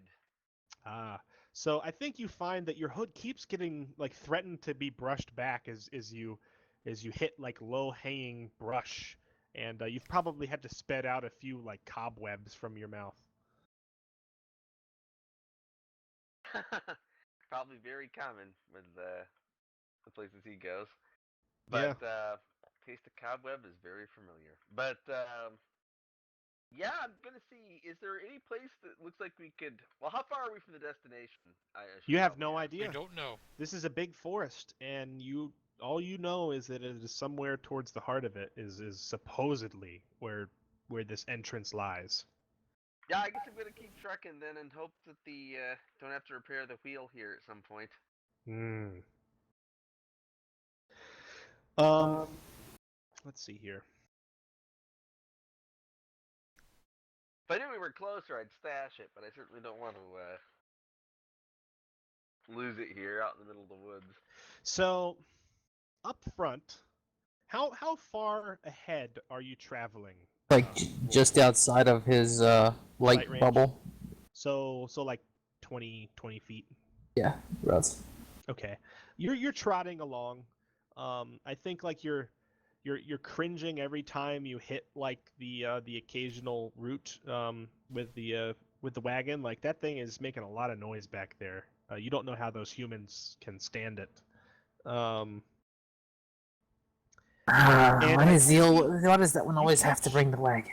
You catch a faint taste in the air of something nearby, and just at the same second you look over, and Brother Wolf, the hairs on the top of his head have flattened just a little bit, and he seems to have stiffened just slightly. He's still moving, but he seems to have Is there got like the same width as you. like just like any kind of I don't know, direction associated with it, or just like a scent? It's I sniff around a bit. yeah, it's kind of wafting back and forth. It's hard to detect. These trees are doing weird things that perhaps you need to spend more time in wolf form, but it's wafting back and forth. It seems to be coming from the northeast, roughly in the direction you're headed, maybe a little bit to the side. Is it a there- smell I've seen or known before? Do I have to like spout lore or anything for that, or I don't know how this works. Let's see here. Well, you'd have to consult your accumulated knowledge about something. I don't know. You know what? Like you have a knowledge of smells. I mean, I've spent time in animal forms quite a bit, but Like the only reason why I'm not sold on this is because it's an int roll. I'll let you do it. To see. I mean, if, there's also discern realities, but yeah, you could do that. That's definitely more of a hard perception. Whatever you want to do. If you're really interested in investigating the smell, it's definitely a memory sort of thing. So I would let you spout lore. go try it and see what happens. Okay, roll it. 9. All right, on a 7 to 9. Look, it's a 6 + 4 again. Oh God.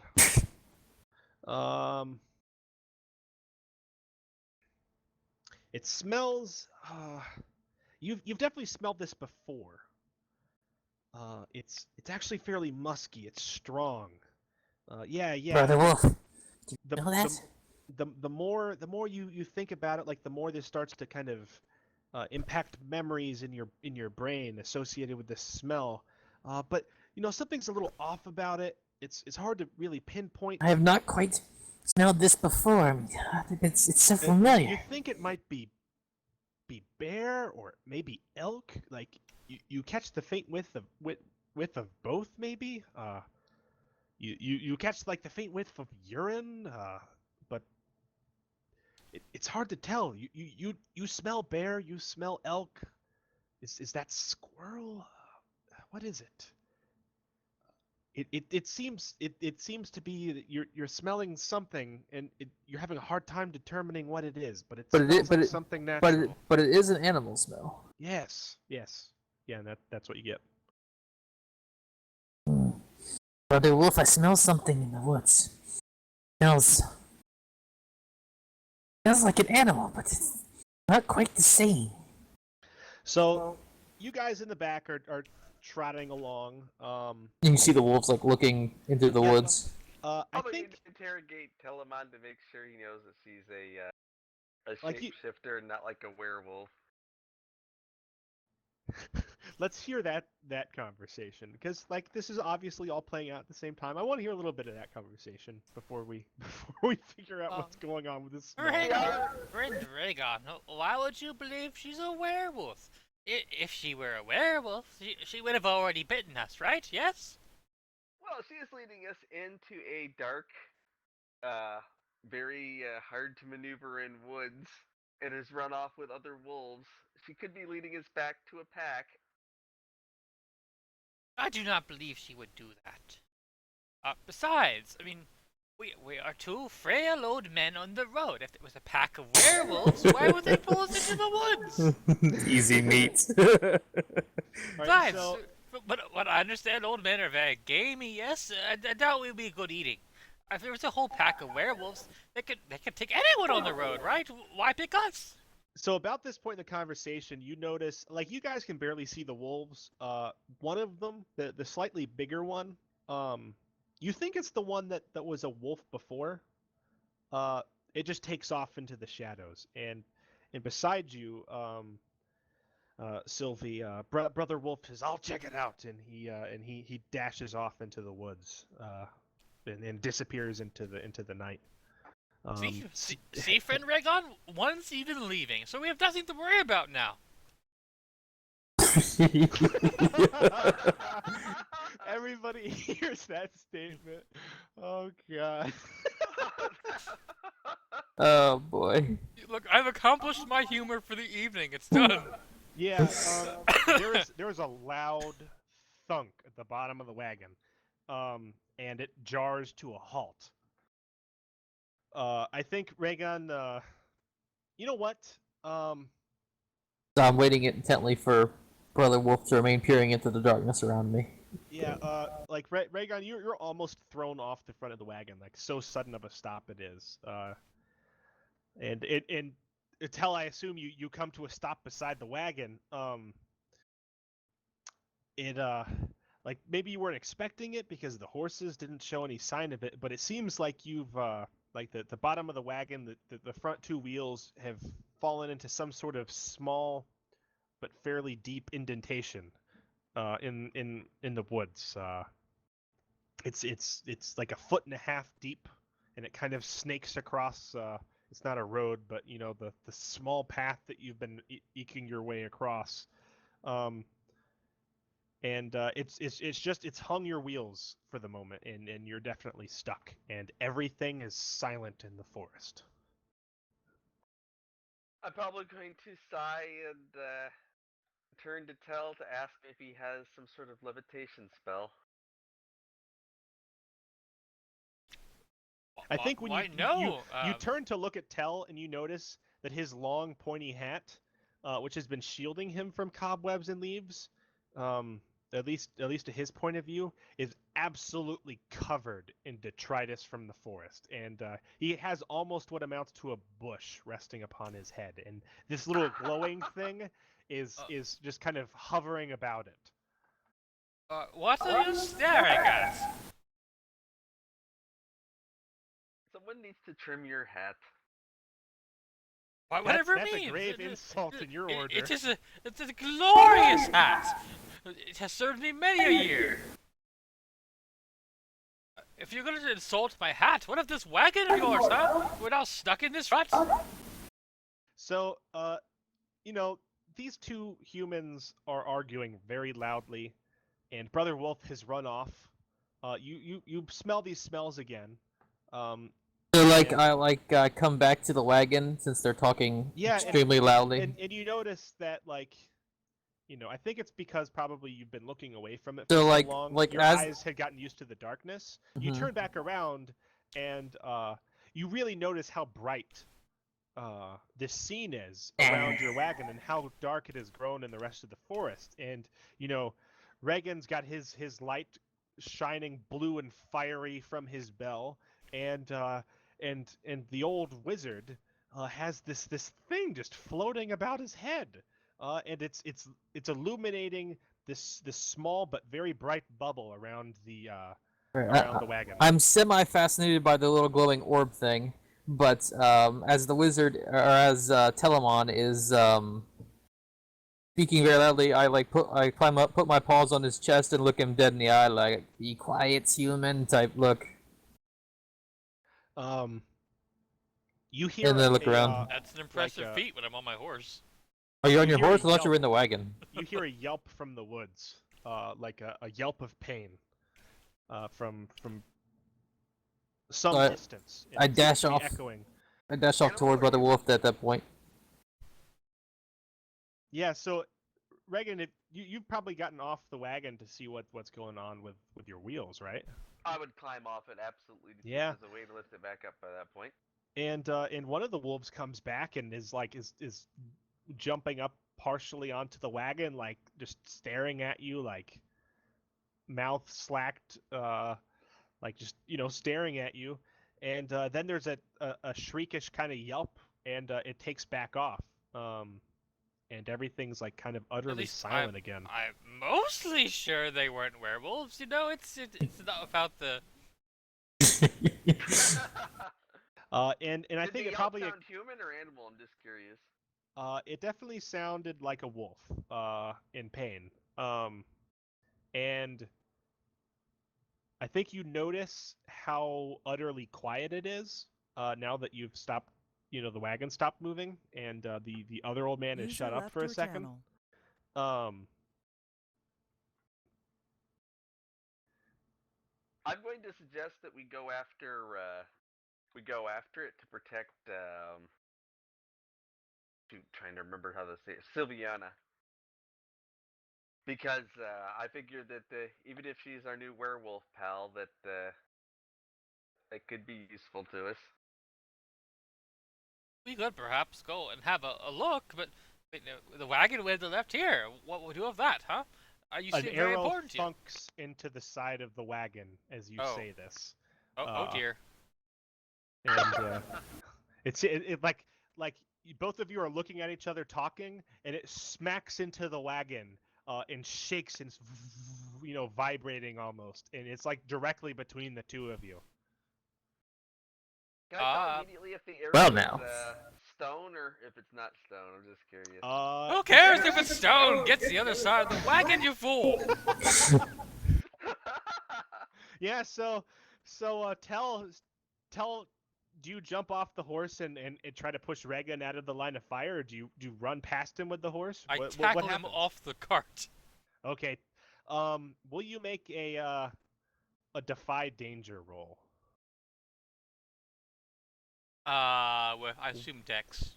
When you act despite an imminent threat or suffer a calamity, say how you deal with it and roll. By getting out of the way or acting fast, yeah, that could be Dex. Gotta use quick thinking for int. You could argue for that too. I'm gonna use int. All right, so you're gonna argue that 2d6, not 1d20. that jumping at him, it's not how fast you move, it's how fast you came up with a good idea. Let's use Dex. That makes more sense now. Okay. Now it is how fast you move. 11. Ooh. A lot of Nice. sixes today. Yeah, man, you guys are rolling balls. We'll get into attacks and we'll On get a like 10 plus, 3. you do what you set out to do. The danger doesn't come to bear. So maybe it shocks you, like Regan, you're not a young man. You know, you're kind of spry for your age, and you're definitely tougher than most your age. But like, maybe it shocks you that someone of your approximate age could both move this fast and accurately. Tell you rush forward on your horse, then you just throw yourself off and you tackle Regan from the front of, or I guess he's not on the front of the wagon. He's beside the front of the wagon. You tackle him to the ground and take cover behind a tree or the wagon itself. Yes, behind the wagon itself, on the side opposite from where the arrow As he was. does so, Regan, like your eyes are going wide as you see this red-robed mage flinging himself from his horse towards you. Perhaps your jaw is in the process of slackening, and like not one but 2 arrows fly through his cloak, and they leave like a hole straight through it. But he just dives straight forward and he knocks you out of the way as these 2 arrows swish by. And you are both in cover behind the other side of the wagon. We can examine the arrow later. Yeah. So switching over to Sylviona. To Sylvie. Yeah, you've bolted off, and you know, perhaps the humans only heard a single yelp, but after only a few seconds of running, you could hear what sounded to be some sort of scuffle, and And I'm running top speed toward it. yes, you are going fast, like the wind, and it's hard to see Through the here. forest in the underbrush. It's hard to see here, but you're going more off of smell anyway. Mhm. And there's the smell of a spruce tree immediately to your left, and so you dodge right, and then you smell the musky smell of the hole of some sort of rodent, and you dive straight over it. And you're kicking up leaves behind you as you go, and you're just going fast, and all the while you're getting closer and closer to yelps and growls, and it sounds like some sort of curse in Elvish, and another yelp of pain, both man-like and beast-like. And you burst into a clearing, and you see Brother Wolf like in some sort of frantic struggle, like his jaws clenched around the arm of some sort of humanoid figure dressed in dark greens and browns, covered in leaves, and they're just rolling on the ground. And as you enter the clearing, you see the figure has dropped some sort of bow in the ground, and he has raised a knife, and he has raised it over his shoulder. And I go for his throat. Yes. So you spend With one a of grab your of Brother holds. Wolf. You go for the jugular by spending one of your holds. Yeah. Mark down that you've got 2 left. You're going to be rolling a hack and slash, and if you succeed, you do your damage and you bring him down to the ground. 8. All right. On a 10 plus, you deal damage to the enemy and avoid their attack. On a 7 to 9, you deal damage to the enemy, and the enemy makes an attack against you. So yeah, you dive onto this thing, and roll your damage. Like you are not have Brother Wolf. All right. And does strength get bonus to damage or not in this? No, not that I have seen. Slash roll might help. 3.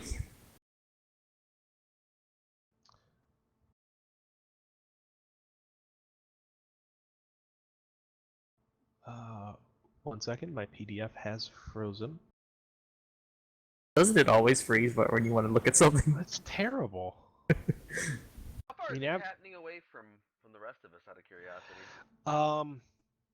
So I reach, I you jump hear for his Sweden. throat. It's the You- middle of the night. We heard something. We can't see you, her. you might hear like the faintest sound of crashing and leaves and perhaps like growling in the distance, but it seems very far away.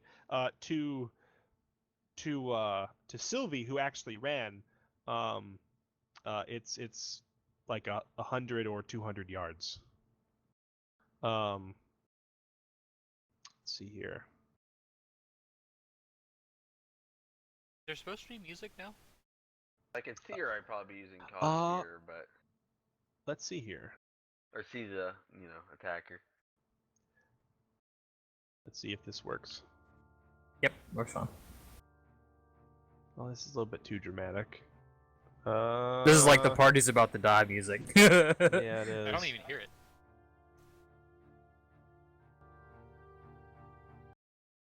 I'm gonna have to find some not like you're facing some sort of demigod music. Let's see if this works.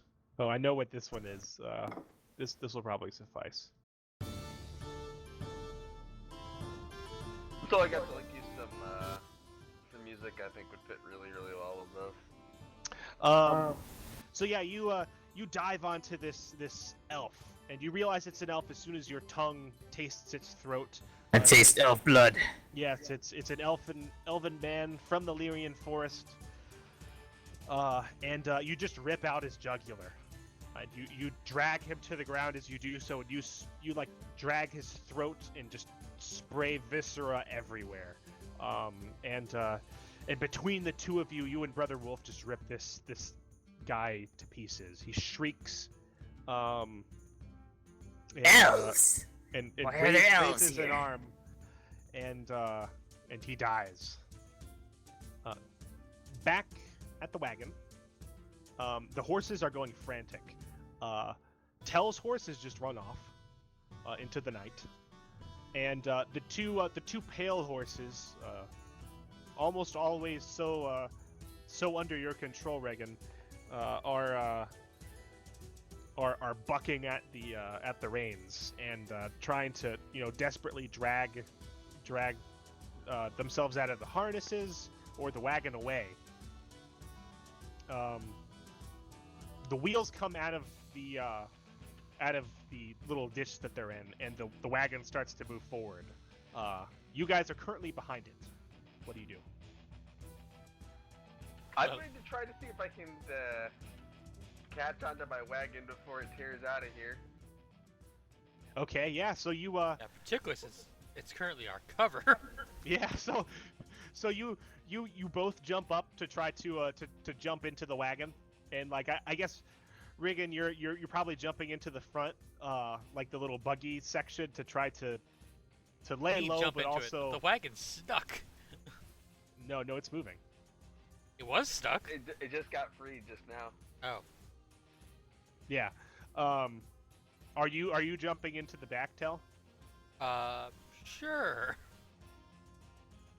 So yeah, Tell you dive in there, like landing over the stiff body in the back. I think you land in something damp, and your hands feel something wiggling between your fingers, and you realize that you've landed in the pile of earth that he somehow, like for some reason, keeps back here, and there's earthworms wiggling through your fingers. But yeah, you're at least down below the sideboards, and like you feel rather than see another arrow pass like directly over you. Perhaps it runs along your hat. Regan, you're diving into the front. Are you guys? You're now moving, but you're not moving very fast. Is there anything? Can I take something out of the back of my buggy here to actually like? Well, actually, does the light fire actually cause fire, or does it not actually cause No, fire? It just looks no, it like doesn't. fire. Okay, I need something to try and cover my mace with before I continue to light us up like a beacon. I'm probably also gonna scream at. I believe you can just deactivate it. Can you Oh, not? I can. Reckon, put your light out. It's just making us a target. Yeah, I think that's gonna be a what I'm gonna do then if I don't need to hide it. Yeah, Yeah, I'm I think- definitely taking my life. I think you look back, Tell, and you see that your little floating bubble has just remained where it was. And you have left it behind. Oh, we can't have that, little one. Back into the hat. Come on. Yeah, it kind of sputters for a few moments and starts zipping around as like an arrow like goes straight past it, and yeah, it tries to catch up. Oh great, now it's lighting this up again. That's awesome. He's Yeah. gotta catch up first. So you hear some commotion going on back towards the wagon, Sylvie. I quickly look over, like Brother Wolf. Are you okay? Are you injured? You can see that he has the broken shaft of an arrow sticking out of his rear right hip. But he's standing up, and So he's got I viscera and blood coming from his like mouth. bite off the tail bit of the arrow. Yeah, you rip it out, and he growls and he like snaps at you, but then he, he's like, "Let us go. Battle awaits." Yes. And then you guys take off back towards the wagon. Yep. So yeah, you're trundling through this forest. There's like another pothole, and for a second it seems like the entire wagon itself is going to tip. Somehow it doesn't. The horses just strain and they pull you around some sort of crevice. And but like, man, things are shaking up back there. I think Tell, for a brief moment, the body slides across the back of the wagon and it like ends up in your arms. Gods, man, why don't you secure this better?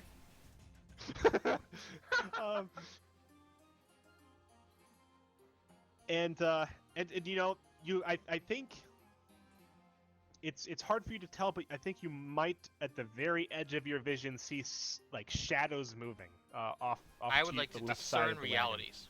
Okay. Yeah, you're trying to perceive what's going on here. Let's appear into the darkness with my keen vision. Yeah, give me a wisdom roll, you wizened old fool. 11. Jesus. Bro, holy crap. An auspicious beginning to the adventure. On a 10 plus, ask the GM 3 questions from the list below. Ew.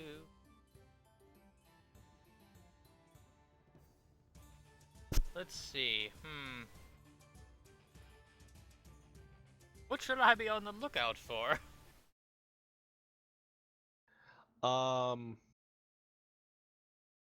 Let me hear which 3 you're asking first, and then I'll go. What is to be on the lookout for?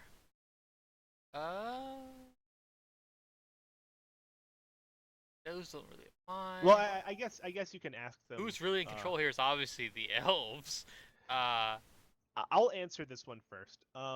What should I be on the lookout for? I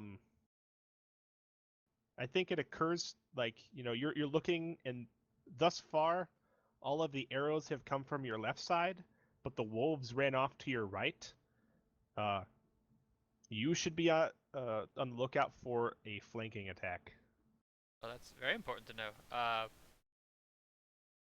What is about to happen? You are about to be ambushed.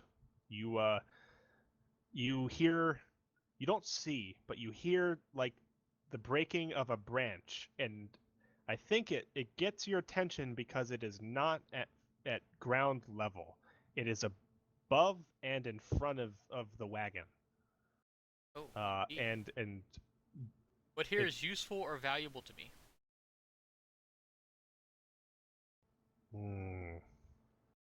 The wagon. Okay.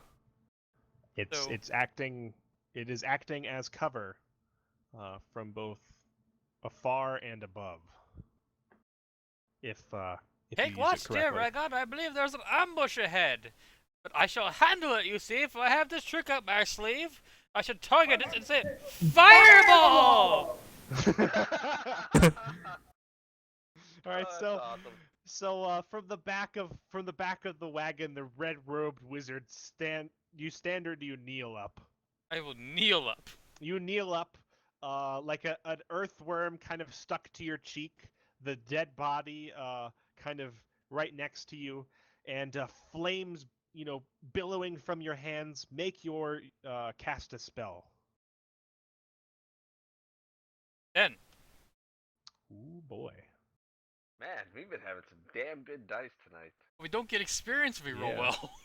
Yeah, I know. Yeah, I think that's the you've only only gotten downside. one experience this entire time from one person.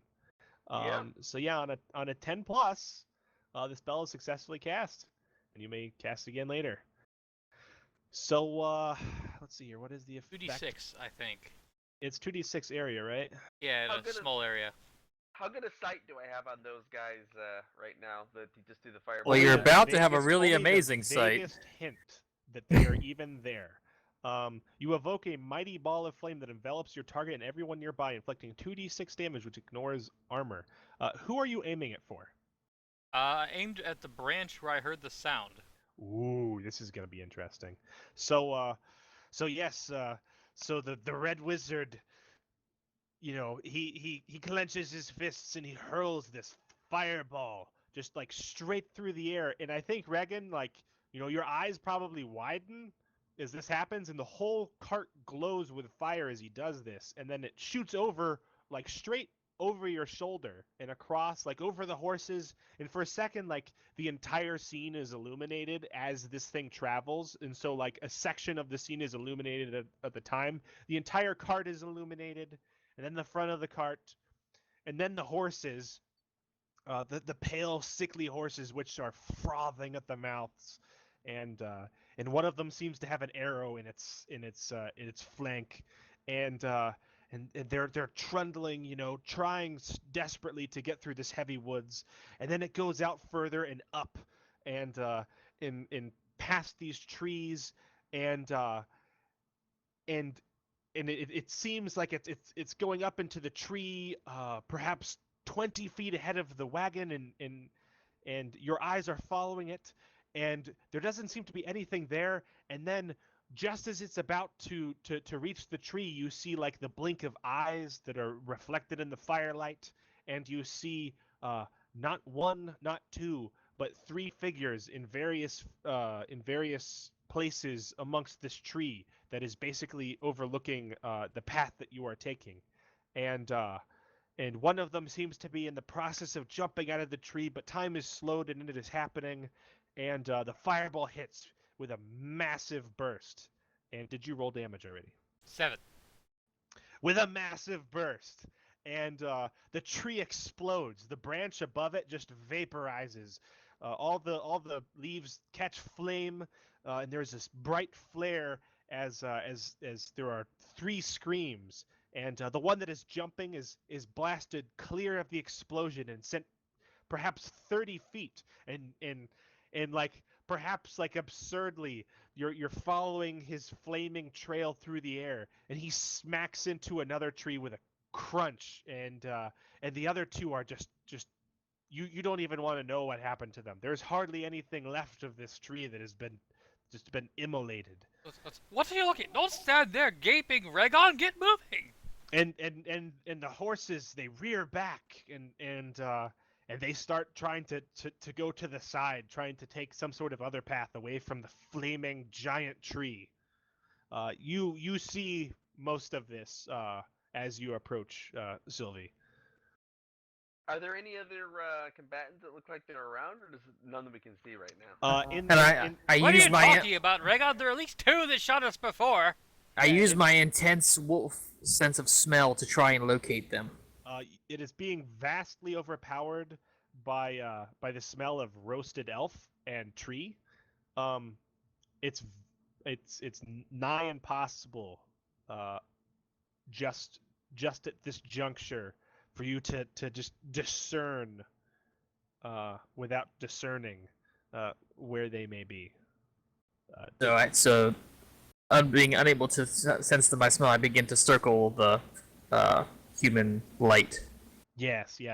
The further away from the burning tree you get, the better your senses become. Do I need to do anything to try to get control of the cart, by the way? Do I need to make any rolls? I'm going to try to climb up there and get the reins back on my horses. Well, you've basically got the reins. You have thus far not been exerting any control. There's not really like a role for you to do that. So you jump up and He like would you've defy been, danger. well, I don't think he's really. I don't think any of those really apply to this. Like he doesn't have an imminent danger. He's just trying to take I don't control know. of the I think reins. the cart running into a tree is a pretty big imminent danger. I haven't told you it's about to run into a tree, so the danger's not there.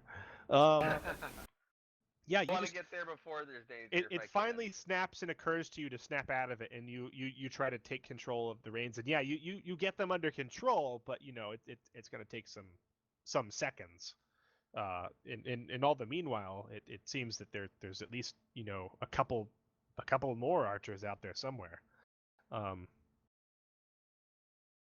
Yes. Probably ask Tut also if he has any idea who these guys are. I haven't the slightest clue who they are, but they've fired arrows at us, man! And yeah, I guess I'm just imagining Telemon shaking Regon at this point. Like, they're firing arrows at us! Oh, sorry. you circle the Yeah. back of the wagon, and you catch scent, but it seems to be leading off away from where you are. I trail it for a little bit, and when it gets like a significant distance. You find you find some trees and bushes where they obviously sat in wait, and where they were running along. You catch the scent of elf sweat, and you can tell where they were standing, but it seems like they fled. Looks like they have left, Brother Wolf. Shall we give chase or let them go? Brother Wolf is panting. You are fairly- injured. fairly heavily, but he gives you a wolfish nod, and semi limps back to the wagon. Like his limp is not terribly bad since it's on the back leg. And yeah, you guys leave this burning tree behind you. So it would seem. Perhaps And- we should find a out-of-the-way place to make camp until it's light. Because I don't Yeah, think it we can seems- risk. It seems now that the wolves have returned that one is injured, and now that you look forward, one of your horses is injured as well, and Telemon's horse is just nowhere to be found. And then once you get a good look, Sylvie's entire muzzle / mouth is like just dripping blood everywhere. Yes, maybe you have like a vague snippet of those werewolf fears just for a second. Bags, Sylvie! What have you done? I'm still in wolf form, so I just look at you. She just gives you a wolfish grin, and blood Leaks from my mouth. drips from her mouth, and she looks incredibly pleased with herself. Telemon I'd shivers like a little you, bit at the thought. I want to hop down off my cart, cautiously approach Sylvie, almost like I'm approaching a friendly dog, with a very much a like a good dog kind of voice going on. So asking if, I give like a little a growl and back away from the one who stinks like dead. I'll probably pause. I'll be He smells a little less like death and a little bit more like fear now. I'll probably ask if you could fetch me the body, or at least fetch me something from the body. I give a look at like the body that's probably like toward the body that's probably like 1,000 feet back down the road, because you're continuously moving. You can see where a couple of the bodies are. Like they're still blood, on fire, burning. Fire and Oh, burning. excellent. Right, so It's, I guess I could easily catch back up with the wagon, right? It's not that fast. Oh God no! Like All right, a so walking man could almost catch. I up with the quickly backtrack to the one that was laying that I tore the throat out of. wagon. Okay, yeah, that's a little a little bit more out of the way, but yeah, you backtrack there. And I pick up his bow in my jaws and I run back to the wagon.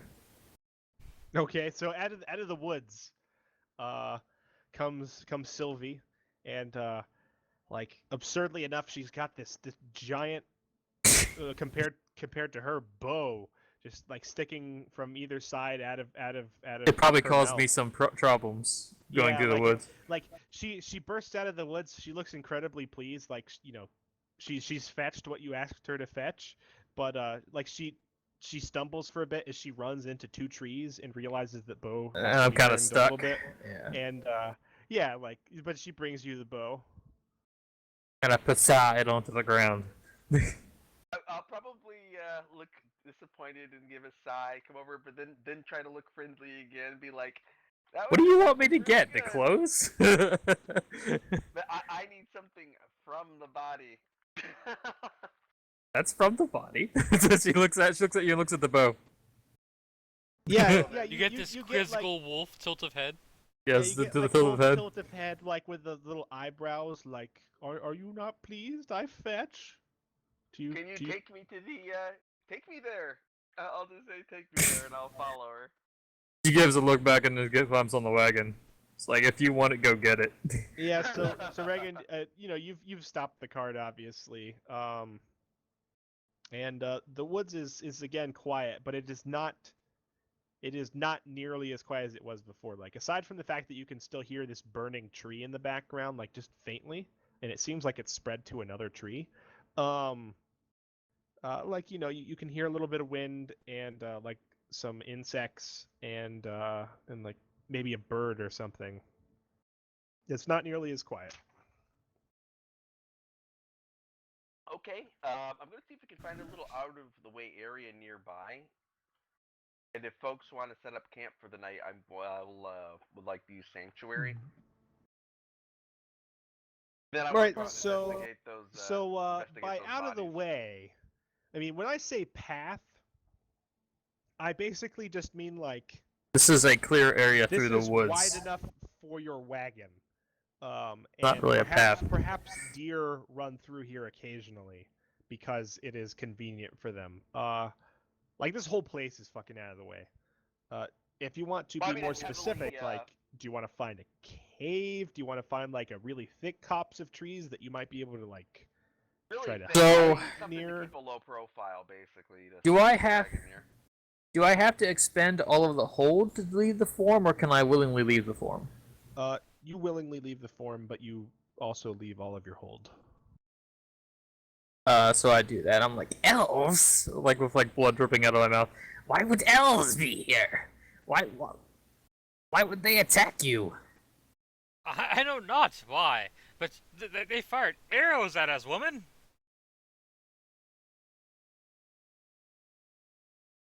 So, Well, so there's I a guess- bow. Yeah, you're looking for a place to set up camp, I assume, Regan, and And I'm tending to Brother Wolf's wound. yeah, you're tending to Brother Wolf. He What have you he there, seems, Susie? Has your friend been injured? he seems fairly sturdy, but he's obviously in pain. Like the arrowhead and just a bit of the shaft is still in there. Perhaps I could help you, but it requires a light touch.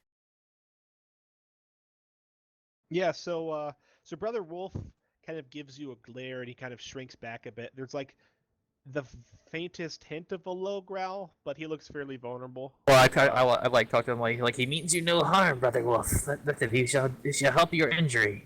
He shrinks a little bit, but he's still a really big ass wolf that a halfling could ride on. So I'm kind of like all around his back with like my arm like around his neck, whispering in his ear, and I give like tell him on the like come look.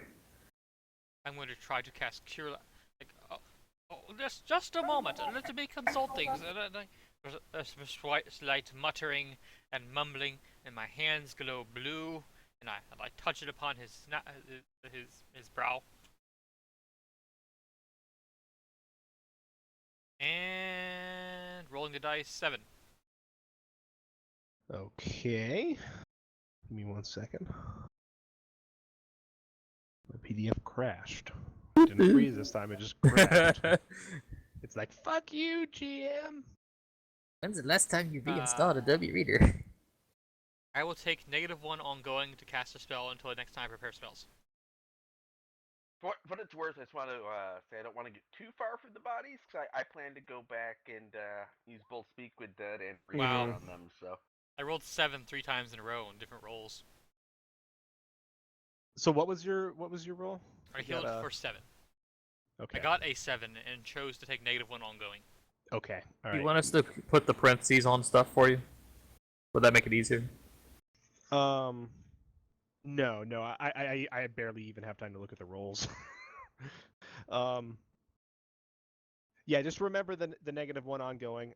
Yeah, he with like a painful pop, this arrowhead just comes out of his side and plops to the ground. Like it's dark crimson. Alright, so like I grab the arrowhead and I compare it to the other one, holding up both. Similar. This is definitely more refined. But yeah, it's actually a stone arrowhead, and These are close to each other.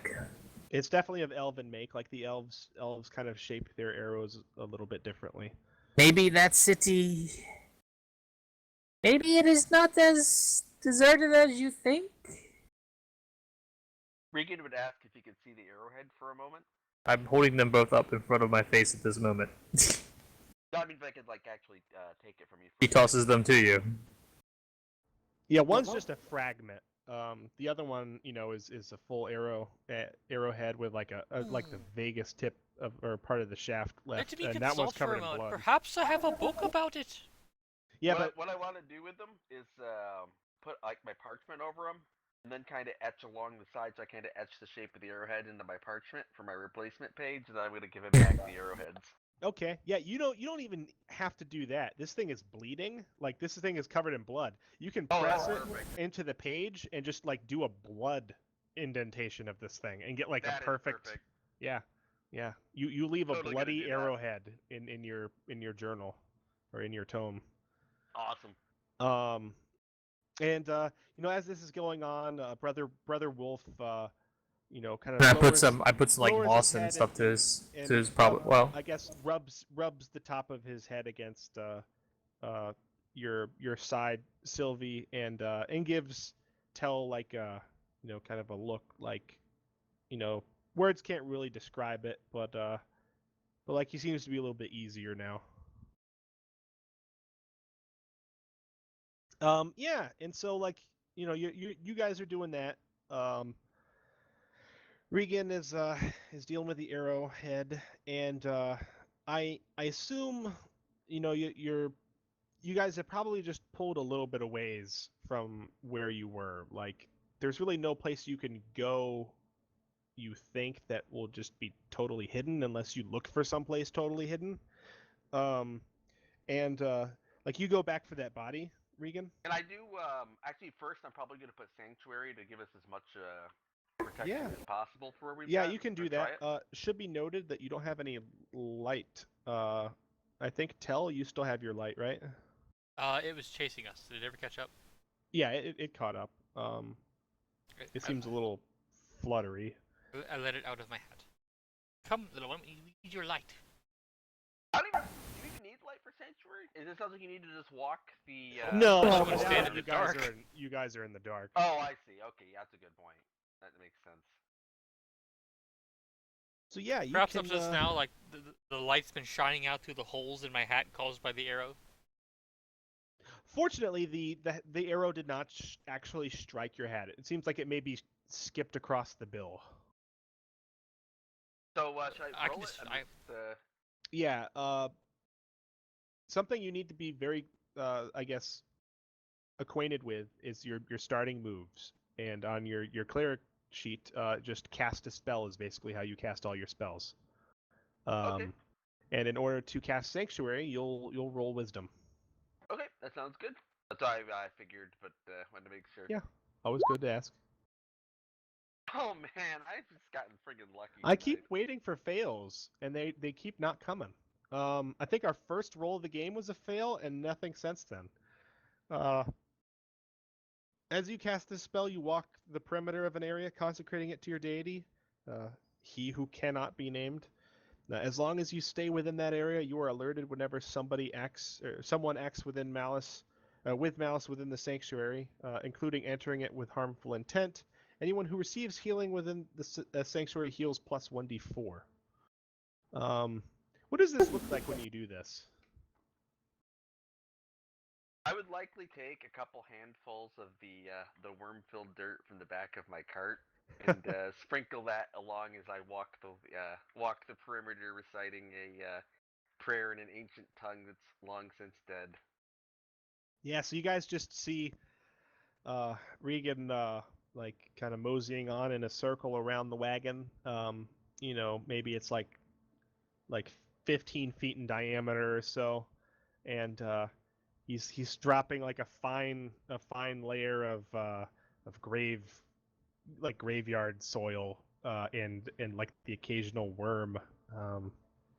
And he's chanting something. Does anything visibly happen when you do this, or is that all that happens? I'd say perhaps the any grass that's underneath the area where I poured the dirt might just die. Yeah, well, I guess there'll be some interesting things when you guys wake up in the morning. I think you guys just kind of feel like a little bit more of a breeze through the forest when that happens, and then it goes back to what it was. Once that's done, I'm going to I'll probably tell the wolves that this is a safe place. That they Well, it's one wolf now.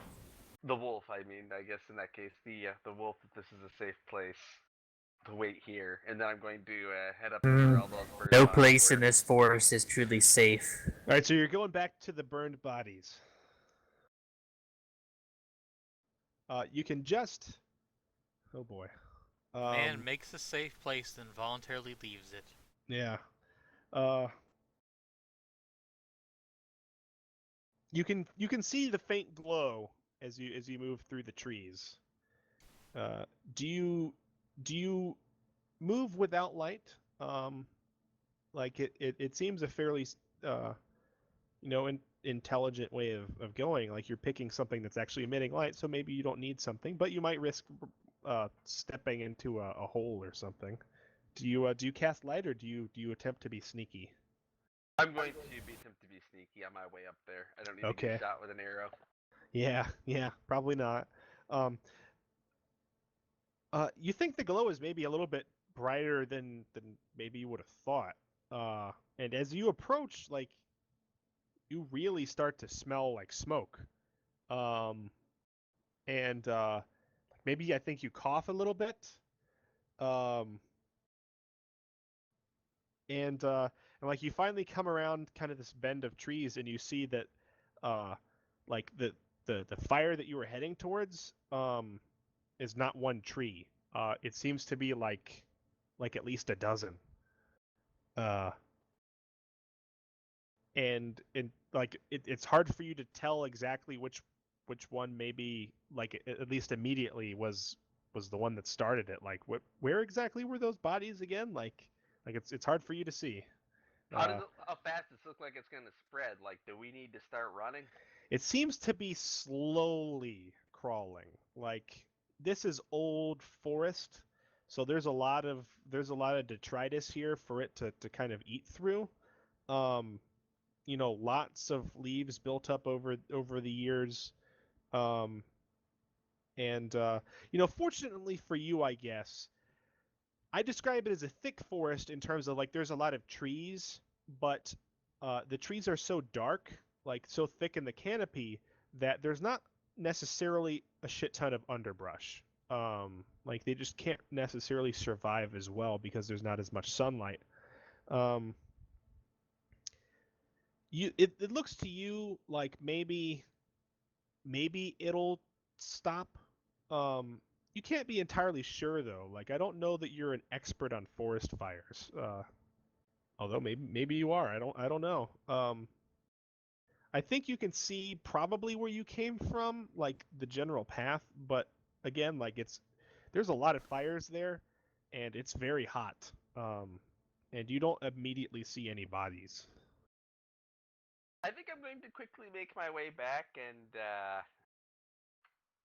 tap Telemon on the shoulder and say that he may have burnt the entire forest down. I think Sylvie the looks wolf- at you. the What do you wolf- want me to do about it, man? I don't have a make water spell. It'd be Brother very Wolf is, like, nice and sniffing particularly you. useful, but can I use prestidigitation says it can cool things. To what extent can it cool things? Not that extent. I didn't think so. Yeah, too bad you didn't go with lightning bolt. um, If the trees are healthy and green, it will likely not burn too much farther.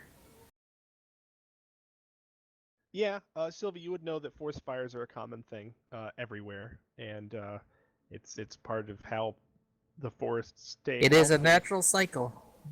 Perhaps There a was an lightning bolt. ambush, I tell you. What was I to do about it, huh? Perhaps a lightning bolt is the same rough impact as a fireball from Telemon in terms of starting a forest fire. So It may sounds be like- destructive now, but it also paves the way for new growth. It is the cycle of the forest. See? You see? Even the druid agrees with me. I'm going to say at first light, if Telemon would like to accompany me, I need to speak with one of the men that attacked us tomorrow. Whatever for, man. There's nothing left of the ones that are in the tree. I should need that much left of them to ask them a few questions. Perhaps they could assist us reaching. I a doubt conclusion you'll learn without much from the further ash. ambush. You would be surprised what I might learn from Ash.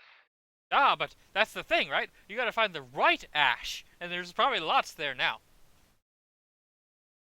I'll motion over to Sylvonia and say that she apparently took care of one of the bowmen herself, so they're probably still out there. We'll have to look in the morning. What need have you of the body? It is not natural. Like, you should leave the dead rest. It's bad enough that we don't even know why they were attacking us, let alone that you went to talk to the body. That is precisely why we should talk to the body to find out why they were attacking us. It'll prevent further bloodshed. Oh, We that, pro- that we perhaps pro- may be true.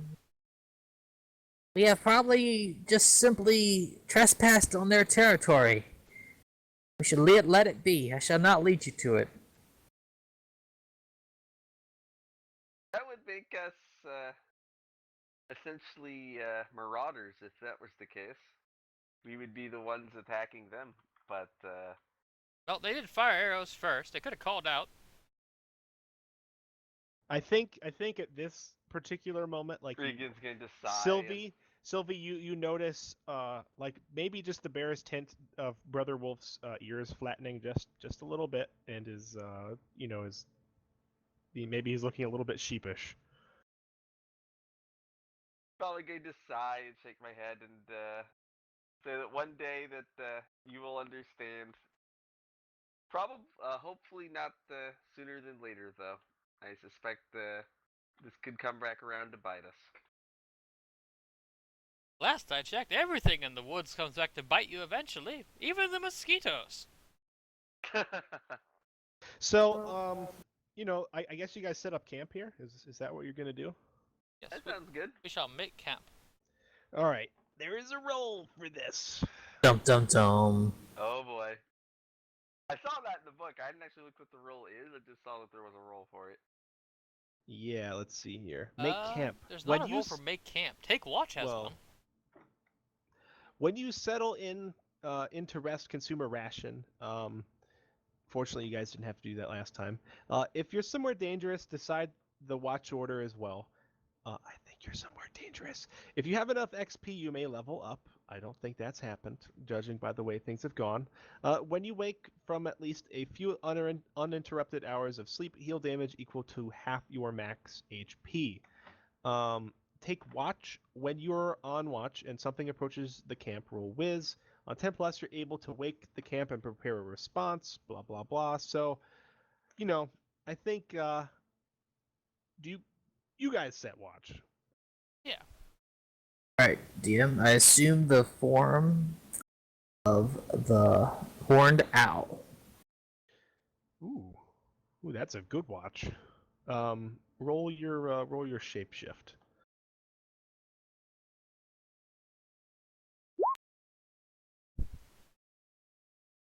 Eight That's was it. the roll. And I think it's I hold think that's two. like hold. Is that hold 1 for Go an 8? look. That's. 7 to 9, hold 2. Okay. On a miss, hold 1. As an owl. Oh boy. It's like, what moves do you give me as an owl?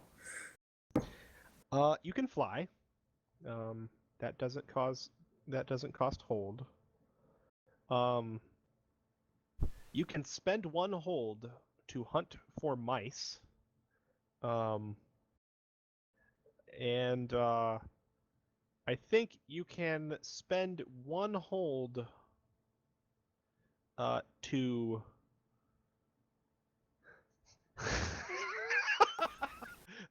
you can spend 1 hold as a scare tactic to turn your head 360 degrees upside down in an attempt to scare something away from you at close distance. That's awesome. Yeah, there you go. And you also have extremely keen eyesight and hearing. I perch in a tree nearby. Yeah, so Sylvie turns into like, are you like a barn owl or something, or what? I said a horned owl. Oh, horned owl. And she's got what sort of flower do you have in your feathers? It's a bit like what is it? You know that big red Hawaiian looking flower? It's like that. Okay, yeah. Yeah, so the owl just kind of flutters up into the trees where neither of you can see it. How do you guys make camp? Like, do you sleep in the cart? I'm totally gonna pile in the back of my dirt cart and completely fall asleep. I assume you use I will that dirt sleep- pile as a pillow. I Of will course. sleep under the cart. Okay. I've laid it beside the body enough for today. Yeah, I Okay. think that might be a good idea. So, Quite relaxing. let's see here. Everybody mark off 1 ration. Don't have to. By Oh, nature yeah. sustained. Nice.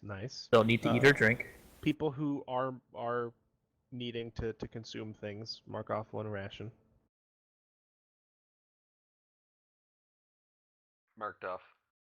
Yep, done.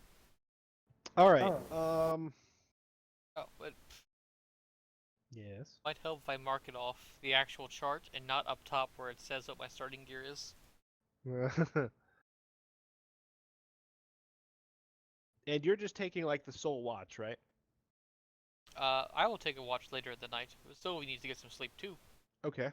You hear a single hoot from You somewhere. guys sleeping the standard 8 hours, like just, or waking when dawn comes, I guess is probably. Yeah, whenever dawn comes.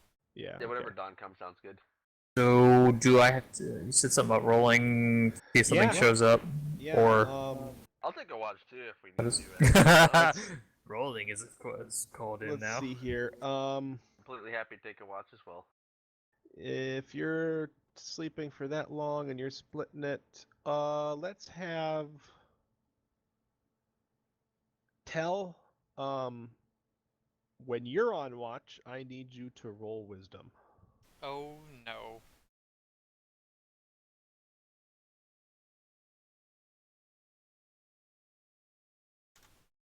Nine. Still no fails. Damn it. You need to ask me to roll physical saves. Yeah. On a 7 to 9, you react just a moment too late. The camp is awake but hasn't had time to repair. All right. Does the if we're being attacked, does the sanctuary figure in? Yeah, it does. But unfortunately, you were not on watch. Let me see here. Let me look up sanctuary. Sure if that would Yeah. get Yeah. my So attention. Yeah, so It's at the end of your watch, Tell. Um, you're not as young as you used to be, and you've been traveling pretty hard, and today was really eventful. Um, and you really start to nod off towards the end of your watch. Um, you're trying your best, but you can't quite keep your eyes open, but it's at the same time like you think you can, and you don't want to wake the others. Um, you hear a noise in the forest. At the same time, let's see here. Yeah, at the same time, um,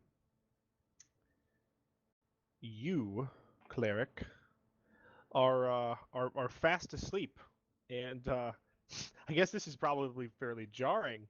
Um, you receive like a cool shock to your system, like someone has poured water into your veins. Um, and you know immediately that something with some sort of malice has crossed the bounds of your sanctuary. I'm going to try and roll over and look very carefully over the edge of the wagon while gripping my mace tightly because I haven't heard anybody sound the alarm yet. So I want to get an idea what's going on before I Yeah, act. you spot the wizard. He seems to be like you're leaning up like against a tree or something, probably sitting on a stump, right? Yeah, that seems fair to say. It like his hat's fairly low, and like you catch like just the faintest bit of a nod in his posture. Um, and then he like jerks awake right as you hear a sound. Um, yeah, that's what happens. Huh?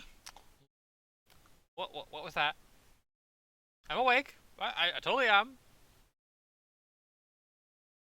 I'm going to remain very quiet, very alert, see if I can hear where that's coming from personally, rather than even responding to Tell just yet. All right, so you're I'm to discern realities. okay. Yeah, and let's see here. Scrolling back. 9. Mm-hmm. All right, so Ask Regan, one you're thing. you're awake, and you've got your mace, and you're like clutching it to your side as you're like wide-eyed looking about, but you're basically pretending you're still asleep. And Tell, you're like, what's going on? And you're looking around. Let me see here what that gets you. 1 answer. Yeah. Give me a question. What here is not what it appears to be. Wow. Um, it's really ironic that you asked that question. Like you're looking, and like you had heard a noise behind you. You kind of turned over, and all you see is just the ground. Like there's leaves and there's some things, and like you don't. Do you guys have your lights on? I think Or I do you? would. Okay. My So alarm like went off for a second. you can see about 20 feet out, and there just seems to be like a branch on the ground, like maybe like some sort of small branch had fallen from one of the trees above.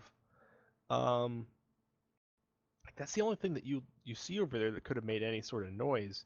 You start to turn back, um, and this tree you camped beneath, um, and the cart is literally right next to is definitely fairly old, and it's actually a little bit like the canopy is darker than most. Seemed like it had been here longer. It's a little bit bigger. The roots are more gnarled, um, and like it has vines that grow at various places up its length and across its boughs. Um, you're just looking around like, oh, I just it was just a stick, and then you're falling back asleep. You kind of turn back over, and you look and you see the cart, and you see Reagan's feet, and you're getting really tired again, and you see that vine that's wrapped around the cart. And holy God, a vine! That There's a vine wrapped Wait, around the cart? Vine? Cart? Wrapped? Alarm! It's a Yeah. strangler! So all the one of you that's still asleep. Just one more. It's not time to hunt yet, Brother Okay. Wolf. So the halfling rolls over on the other side of the small camp. The wolf just jumps up and starts shrieking and barking.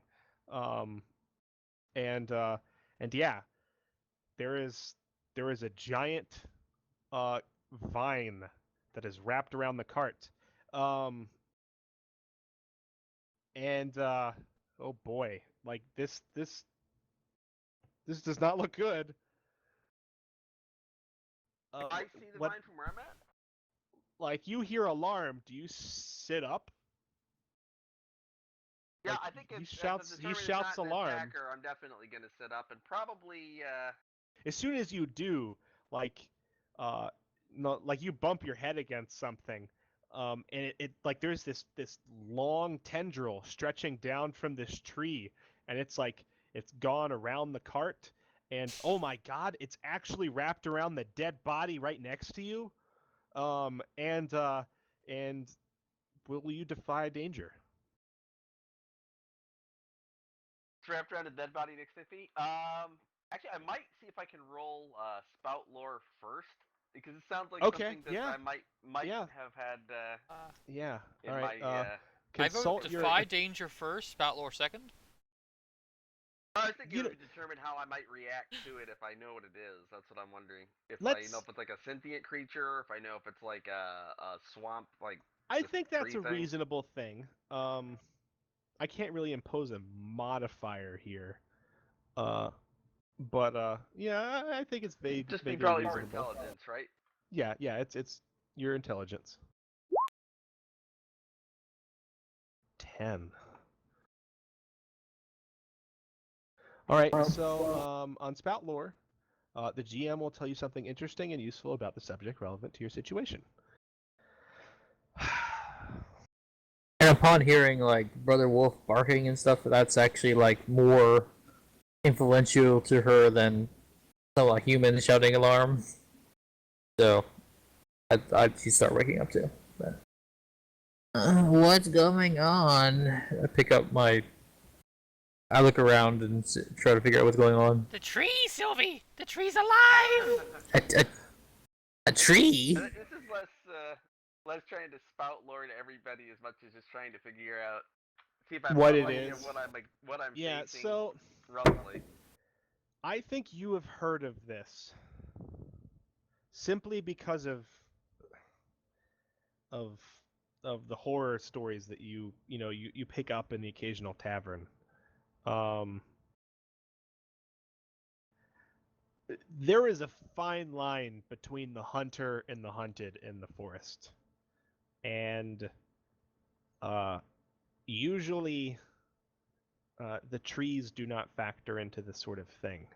But you have heard tales of something called an assassin vine, um, that strike the unwary, um, that camp within their midst, and you know this to be some sort of plant creature that has attached itself to this tree. Does it have like so it has an animal intelligence then? As much as like a piranha plant or like a pitcher Does a plant Venus would. flytrap have animal intelligence? It has some sort of instinct, Okay, that's what I and was wondering that's if enough. I was wondering if cause fear would be applicable against it or not. It sounds like it's really Uh, on the fence with that if it's plant-like. you know, you only Unhand have the like cart, a foul half thing! I hit it with my second. stick. You have like a half second to react as this thing, which is coiled around the dead body, you've been carrying around in the back, and who is actually like it seems to have penetrated this thing's chest and is like sucking out nutrients. Basically, what I was thinking is if it was sentient enough to use cause No, fear against, I would have. Okay, yeah, I was you gonna say don't. make You it don't. afraid You of the have cart. you in your split second. You have to go with your gut, and your gut tells you that this is Not something sentient. other than Got it. animal. That This is is something. absolutely This is awesome. something far more dangerous. This is something acting purely on instinct. In that case, I'm probably going to try to get the hell out of the cart if I can before I do anything. Okay, so you're going So to be I'd be defying defying danger, danger with not sure what kind of roll that would be. getting I'm out just of trying the to get out here way, or quickly. acting fast with dex is basically what you're describing to me. Getting out of the way or acting fast. Well, trying to climb out of the cart. I mean, can I just like roll out the side, or I'm not sure what. Yeah, yeah. The thing is, this thing is like, you've moved right next to this thing, and you're like its next intended meal. It's striking out at you. Uh, Oh boy. you have to do this by powering through, getting out of the way or acting fast, enduring, quick thinking, through mental fortitude, or using charm and social grace. What you just described to me sounds like getting out Oh, of the way and acting fast. I didn't realize it was actually attacking me. I thought it was busy with the thing next to me. If it's actually attacking me, Yeah, I yeah. might go for. Can I use a defense action actually since it's an That's what this attack? is. That's what we're. He's that's asking you defy how you danger. want to defy Go to the danger. basic moves up top.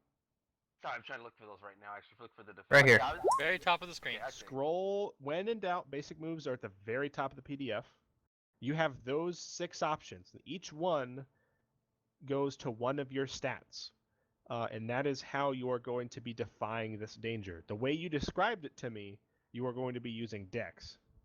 That's what I was wondering. Given the way that it works, I was half thinking about maybe trying to swing my mace at it to have the effect or damage with defend action, but I wasn't sure if that would apply more than defy danger here. If it's defy danger, that's what I'm thinking as No, well. defend. You have to defend someone else. Okay, I thought that was like holding. You could it down. defend your cart. Like, Yeah, defend I is really see. Okay, something that's that you for have to defending kind another of person. declare Okay. before it happens. Yeah, I see how Defy that is like a happens. reaction. I was thinking it was like a parry kind of thing, is what I was thinking. But no, you're right. You're right. it's kind of like you shall not approach my cart. You could do something like that, but Yeah, it's not. It's not after the fact. it's like a defensive yeah. stance. I think I'm gonna have to go with Dex despite the fact that it's -1. Cause I think about the only thing I can do is try to get out of here. Yeah, like how Oh, how do boy. you endure a vine, like that's like trying to kill you? So yeah, Exactly. roll 2d6, and I think -1. Yep. God, it's not gonna be good. Wow, Holy crap! you guys are fucking nuts. God, I was thinking that was gonna end way On a uglier than that. well, it's still not going to be perfect. On a 7 to 9, you stumble, hesitate, or flinch. The GM will offer you a worse outcome, hard bargain, or ugly choice. Yeah, you're going to be able, like, in this split second, you're starting to heave yourself out of the cart. Like you're almost crab walking, except you're not walking. Like you're lifting yourself up onto your legs. Your chest is to the air, and you're intending to fling yourself off the cart. As you do so, what was that? You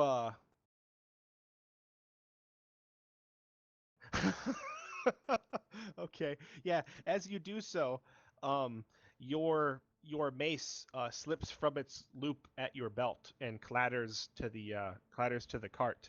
Uh, your ugly choice here is that as you're in the process of levering yourself and flipping yourself out of the cart, you realize that you've dropped your mace. You can stay and hold on to it and take damage, or you can leave it behind. I am totally going to have to take damage for that. Too important for my order. My god would never forgive me. Oh God. Yeah. Um. Oh boy. All right. So let's see here. Do you have any armor? I have chainmail. That gives you 1 armor, correct? Yep, that's correct.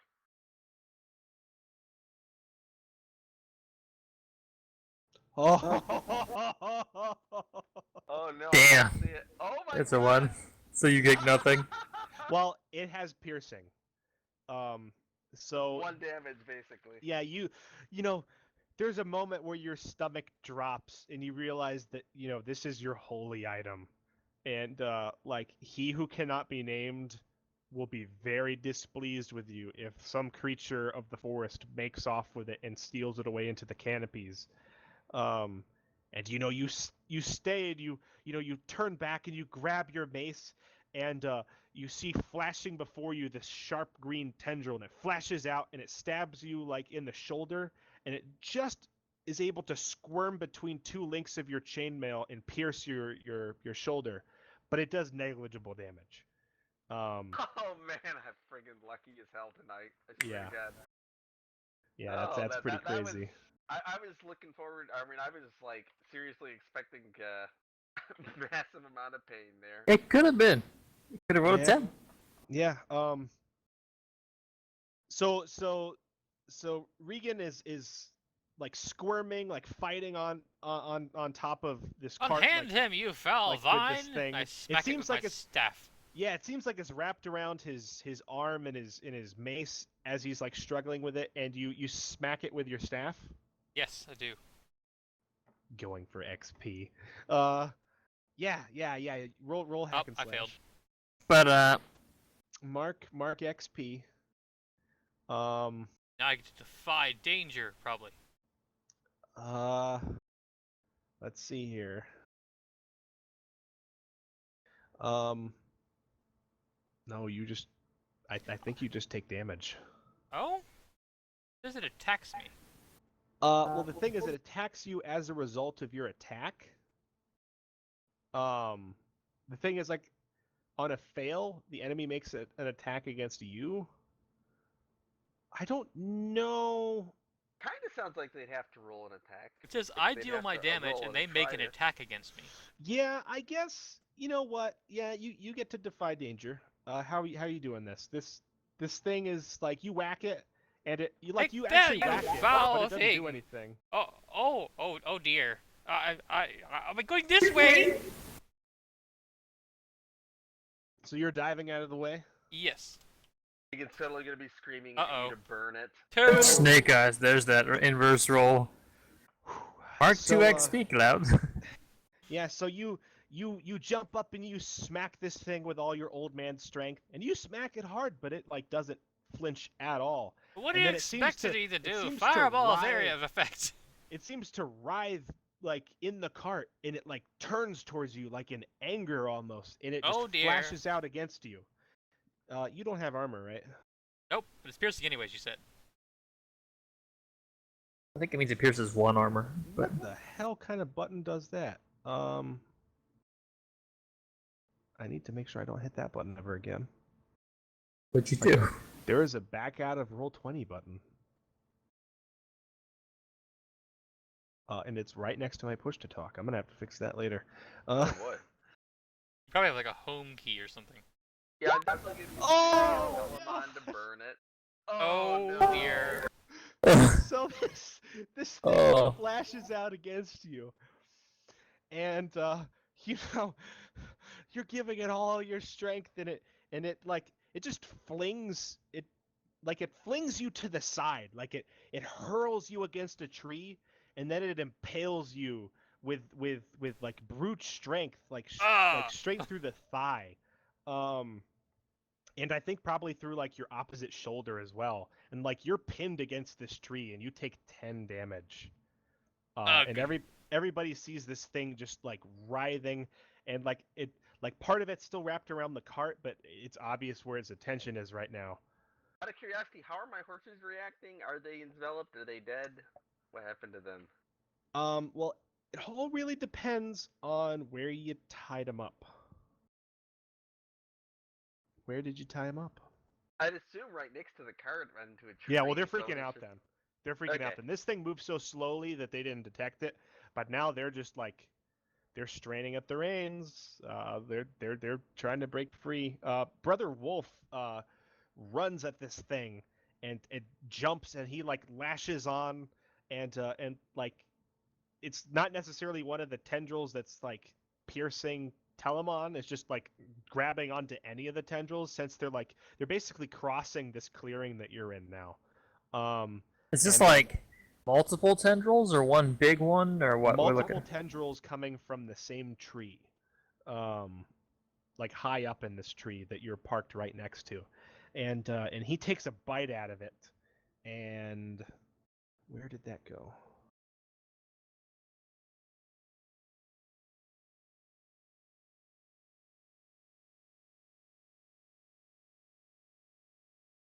For the record, Normally- which tree am I impaled against?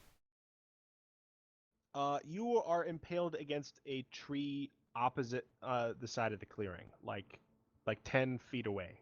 Not the one that the things are coming from. Nope, nope. Yeah, he bites it and like tears into it, but you know it flips him off onto his back, and it you know what's happening with the rest of you, Sylvie? What are you doing? I'm going to attack a vine with my spear. Yeah, yeah.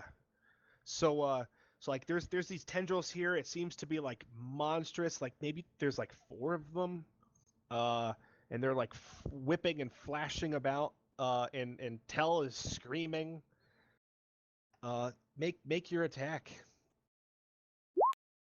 But Oh, yeah. You slice at this thing, and This is when the world goes, ah, they've rolled so many sixes. time Time for the one!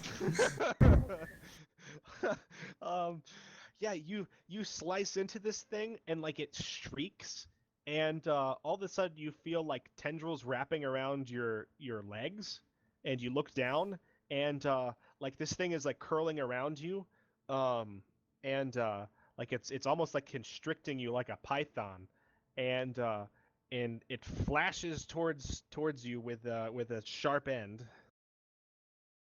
by getting out of 9 the way damage. fast? No, I can't do that. I guess. Oh wait, yeah, you can do that. I'm sorry, I was jumping ahead of myself. Yeah, you can you can do whatever. How do you get out of this thing? It's currently grasping my legs, right? Yeah, it's wrapping around you. It's not entirely wrapped around you though. Like it's by basically getting up out to of the your way fast shins. before it gets me? Like maybe try to yank my way out of it? Yeah, like you maybe it's wrapping around you, but it hasn't pulled tight yet. Like maybe if you step like the lightning before it can pull tight, you can get out. Actually, no, I'm gonna try it by powering through. And I guess I'll try to break them. Oh, you're gonna try to Conan it. Ooh, okay. Yeah, this will be interesting. Roll. Yep. Let's see here. 9. I think it's Um, a bad choice or something in it. Yeah. Yeah. What choices are hard as he strains against the vines? Um. Yeah. Okay, I know exactly what this is gonna do.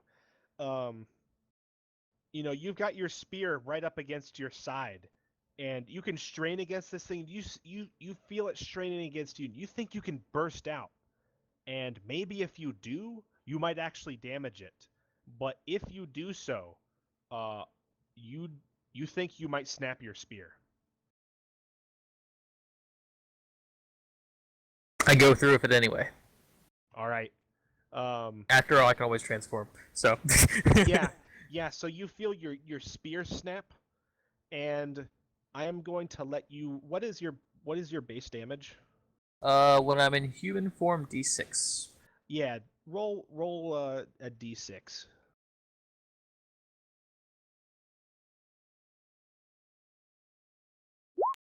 You deal 5 damage to this thing. Yeah, you burst from this thing and you rip this tendril like apart.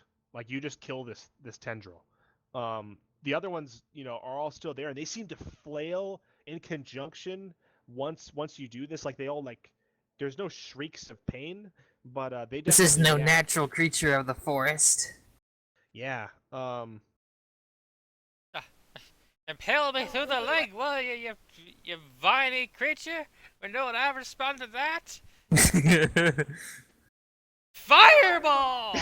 This wizard is just impaled against the wall. He raises one hand and goes, "Fireball!" Yeah. So a 9.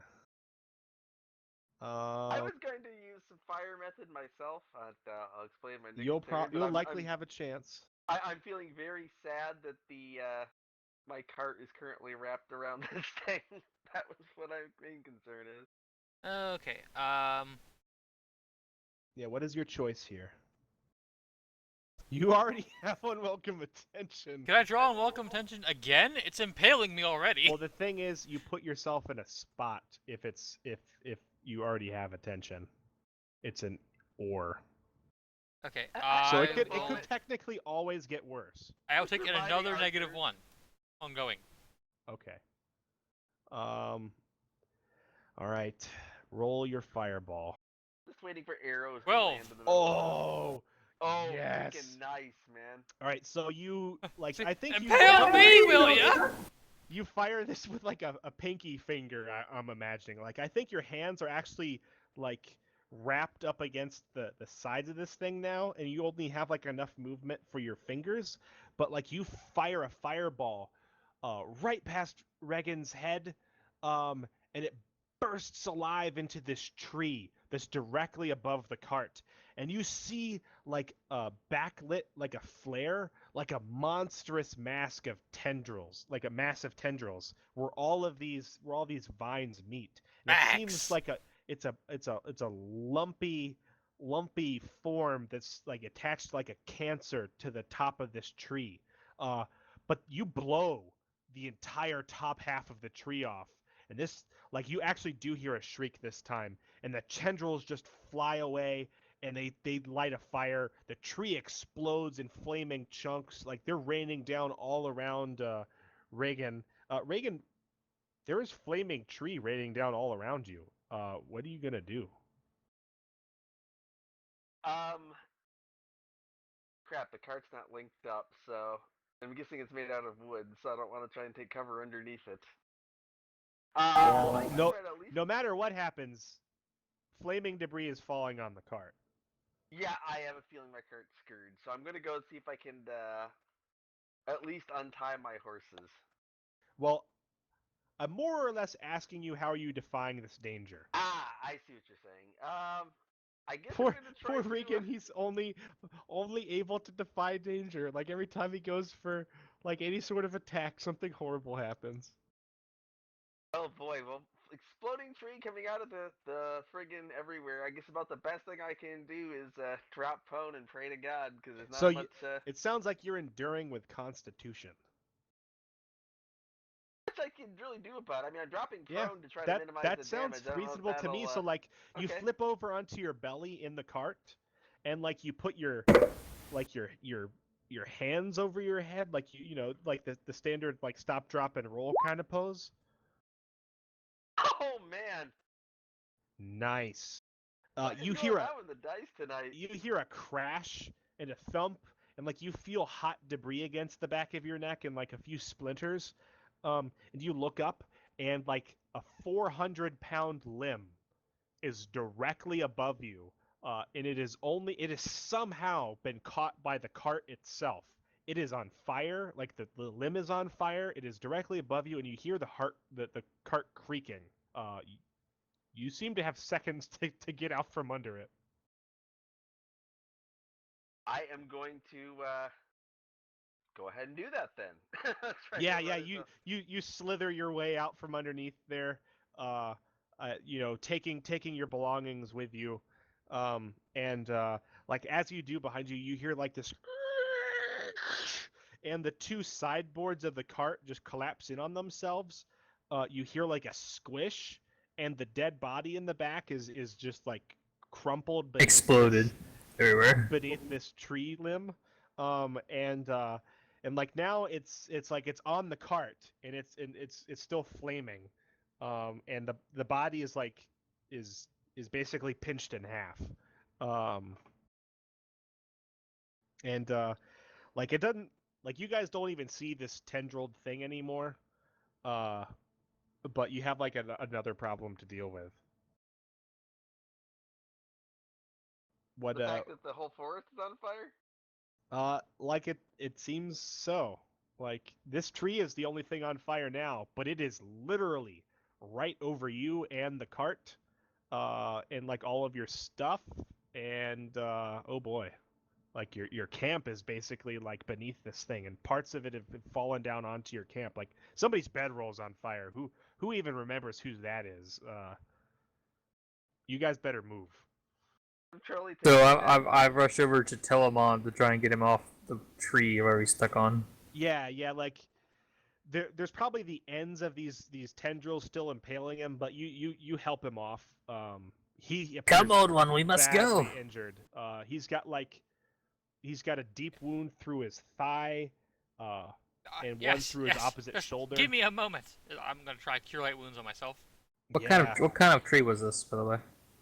This was an ancient spruce tree of unimaginable like nodding and DM, do spruce trees have acorns? I don't know. maybe I know oak trees do, but I don't know about spruce. I don't Or, know. or do they have pine cones? Let's see here. While you're rolling your heal, because that looks like a success, I will ask Google. I heal 6 hit points.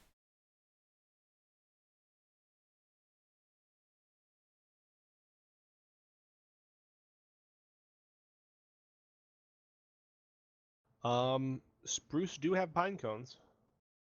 Alright, so while we're running away, I'm going to collect the pine cone. But Okay. And I'm going to attempt to untie our horses. Both Yeah. mine and One of them appears to have been burned on the flank. As far as I know, both the horses are yours. Mine's been gone for a while. Yeah, it seems like the one that has already been wounded is now wounded again. It is not in a happy mood. As soon as you untie it, it bolts. Like it just takes off. The other one, it seems a little bit better controlled. And yeah, like your cart is now on fire. okay, I think I'm going to probably try to mount the horse I just got out of there and possibly swing by to pick up Telemon. I figure Sylvania seems to have. Wait, I must grab my first- bag. Where did you leave said bag? That's right. It's under the cart. That's the problem. no, that bag is. I was standing watch. It might be there. Well, Base of the if you tree were is on fire, so that's still bad. So which is it? Is it under the flaming cart with a large load underneath? Or is under it the flaming tree. Flaming tree. Under the flaming tree. I'm still gonna defy danger to get it. Okay. Yeah. You don't need to defy danger. You can kind of weave in and out of the fires. There's nothing like imminently falling on you or anything. You can just grab it. Come, we must go. Come, Brother Wolf. Go. Probably looks a little uncomfortable actually riding horseback. He's not used to being actually on the back of the horse. Yeah, your crotch is burning, but at least Your you weren't crotch is impaled. burning. At least you weren't impaled against a tree. But you came really close. Like that minor wound in your shoulder is starting to itch. Like damn stupid freaking assassin vines. Yeah. So Well, you guys Still ride never off. healed, the cart what's is destroyed. what's your plan? Now that we Um, burned down another small section of the forest. Yeah, like behind you as you're riding off, you hear like the whinnying of a terrified horse, like off in the complete wrong distance, like that you're riding. And you look back and you see the ash, like tinders and sparks flying as the wagon collapses in two, and the tree is on fire and a nearby tree is on fire. Given the omen that I had earlier, my character is directly taking this as his God punishing him for destroying that page. He sent him on this path. For allowing to this his, to happen. Okay, with it was heavy fun. breath, Felmon goes, "Oh, I'm very sorry about that, right, God? but we can always buy you a new cart. Yes, I will sigh we are deeply alive. and agree with you. A new card is possible. Gonna miss that horse though, and I'm gonna miss my cargo. It's okay. At least you still have pestilence. Death was always a little bit more temperamental of the two. Um, so yeah, you guys ride off into the forest. It's almost approaching dawn.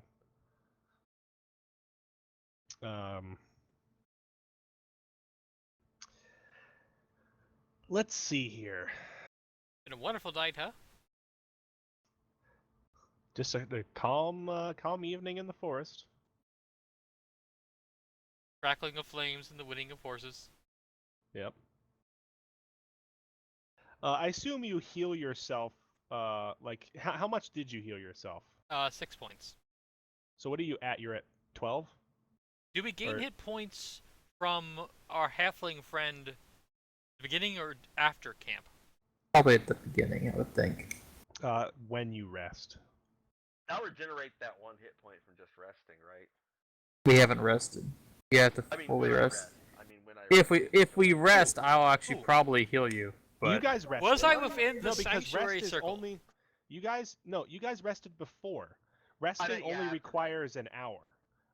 You guys slept for the night, which was more than I you meant to needed. recover my hit point from the injury. From just now, before? like, next time I rest. You would like, no, you would from the- you would we'd have to stop rest for an again hour. for that. Right, yeah, once we rest an hour. it'll Was come I back up, within won't the it? circle when I cast my spell?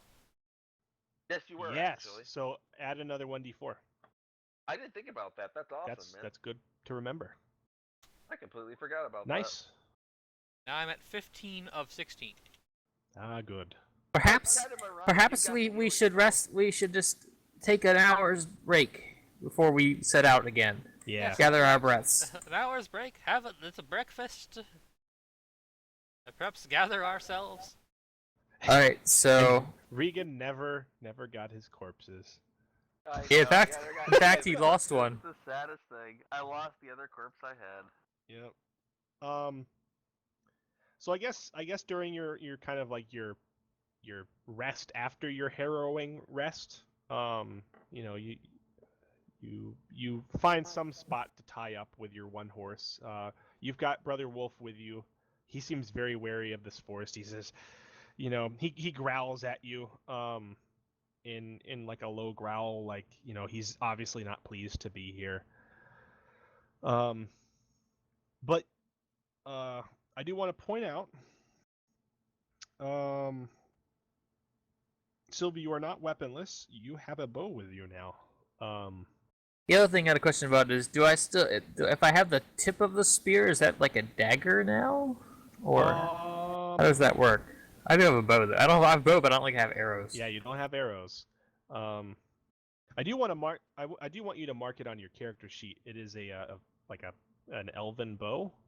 I had the stats earlier. Let me find them again.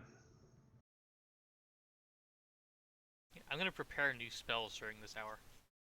Well, Okay. since we're stopping, it says when you make camp, you and your allies may heal 1d6 for you sing the healing songs of Spring and Burrock for the halfling Mhm. ability.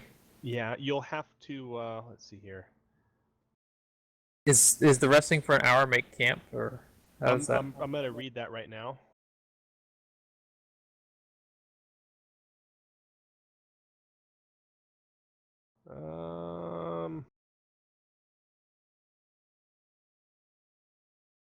When you settle into rest, so like I guess the thing here is you can rest for just an hour, and it basically counts as making camp.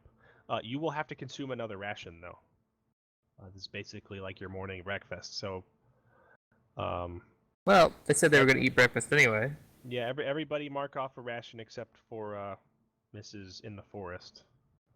And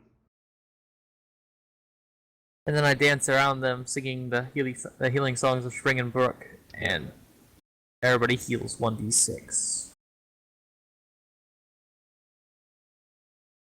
4. I cap out at 16 again. I have to prepare new spells. I think that ends my ongoingness. Yep. Do I even need to roll anything, or does it just come back in No. that case since it's only No, one damage? it comes back. You feel like the gentle breeze and the swaying branches, like they embrace you for a moment, and But you look not down like and they you, were earlier. but not like they were earlier. Like this is like a very kind and gentle breeze, and you look down and your wounds are gone. Perhaps you'll be wary about sleeping in the forest from now on. Yes, back to the bow. And after I find a nice sunny place and I plant the pine cone from the tree, saying, "It is not your fault, brother tree, that such a creature invaded you, and may you perhaps grow again one day." All right, so your two weapons now. Your staff or your spear is now a shiv. A shiv. Yeah, it's basically just the end of the spear. It is hand and one weight.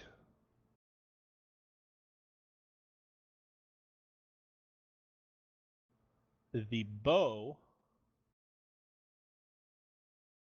is a fine elven bow. It is 2 weight. And it has the tags near and far. But you have no arrows. Is it still 2 weight when there's no arrows? Yes. Okay. It is a heavy bow. Like it's made for somebody bigger than you. So for you, it's like a long bow.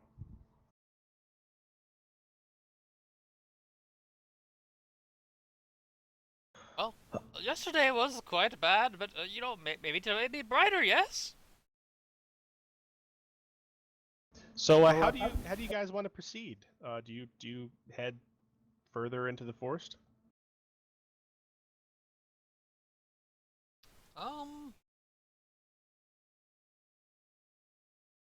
There's no sense turning back now. You get the feeling that like it might even be hard to turn back now. Like all that fighting and running and fleeing and fireballing, you're a little bit turned around. I think you can probably figure out where deeper into the forest is, but you probably couldn't find precisely back the way you came.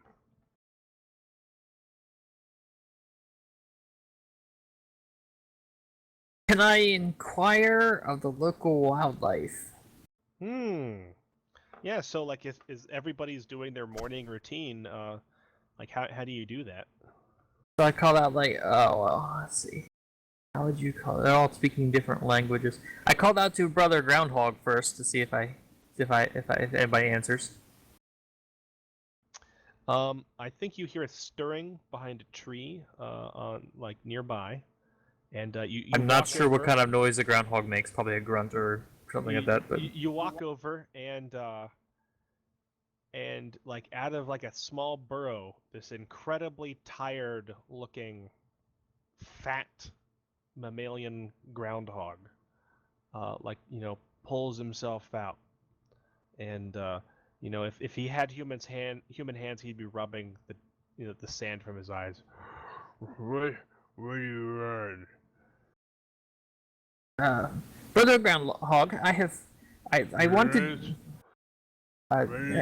Have you seen a great deep hole anywhere I was near? sleeping in a great deep hole. A big one.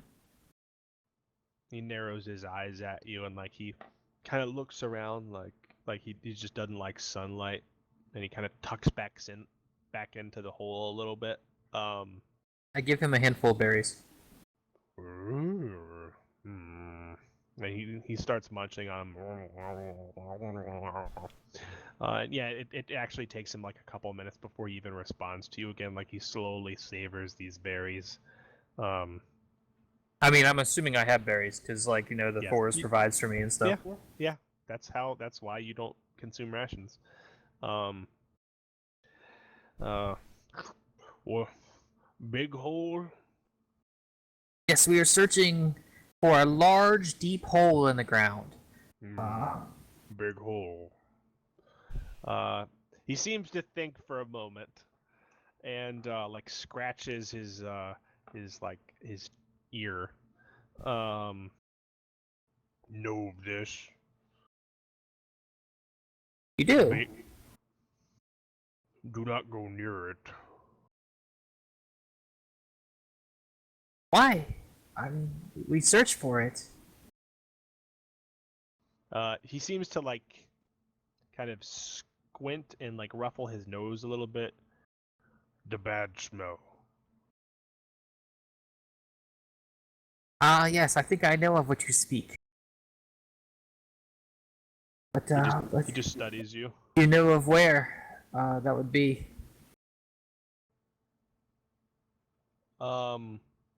He continues looking at you. I give him some more berries. I'm not sure. He goes back to eating. Maybe you think you hear donut somewhere in there. But yeah, he munches these berries. He gets like a kind of a pinkish like foam almost around his lips. He's just gorging himself. His belly looks a little bit distended. He looks ultra lazy, and he just looks at you. What Know of this? I had this odd smell as we were traveling through the forest back that way. I pointed back that way. It was like a bear, but not. But I described him what you described to me earlier. I can't remember what else you said. Bear. People. We were attacked by elves. Tall people. Yes, You yes, yes. Tall. Not as tall. Yes, I'm a bit short, but do they live in the big hole? Different smell. Different smell? Bad smell. Yes, but where was the bad smell? What direction?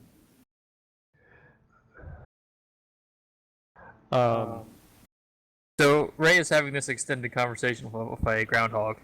What are the rest of you doing, I guess?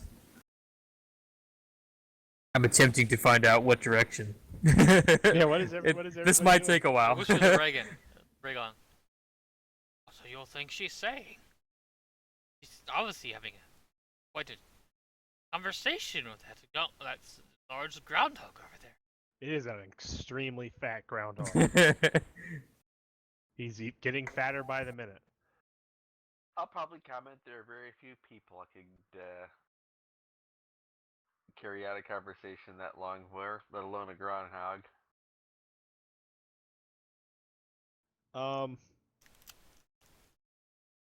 He turns a little bit in his hole, and he just kind of shimmies a little bit, and he just gestures like really limply with an arm that way. It's not entirely clear what direction he's pointing. Well, any direction is better than none at this point. So I'll probably quietly ask. The way he's pointing, it could be anywhere between north and east. I'm going to probably quietly ask Tell if he thinks she has nice chats with things before she eats them. I can't say I've ever seen her eat something that she has spoken to. So I thank Brother Groundhog. I'm like, thank you, Brother Groundhog, for your information. She speaks to us quite often, right? You want me to show you? But you said it was a bad smell. I mean, just the direction. You nice lady. You give berries. I not have to go out of hole all day. I just want to make the comment that Phyrexius has become a groundhog. This is a totally different version of the deep voice. So the groundhog suddenly has 4 arms and 4 eyes. No. And he squints up at you, like hiccups a little bit. His belly like really bulging out. I don't want to get you into any danger, Mr. Groundhog. So thank you for your help. Well. He just tucks himself back into the hole. I said I walk back. Groundhog says it's somewhere northeasterish. Ish? Like, we don't know? He was unclear, but it's somewhere northeasterish. I'm going to ask. So groundhogs know what northeast is? He pointed the direction, but it's that way. Ish. We could ask something else when we get closer. I think I'm just gonna look at. Regan's gonna act absolutely perplexed that we're taking directions from a groundhog, and just go along. You have a better idea. Who better to consult about a giant hole than a burrowing creature? And so he just pointed the direction to you. You seem to have a rather long conversation. Yeah, he might have been pointing, or he might have been having gas. Who knows?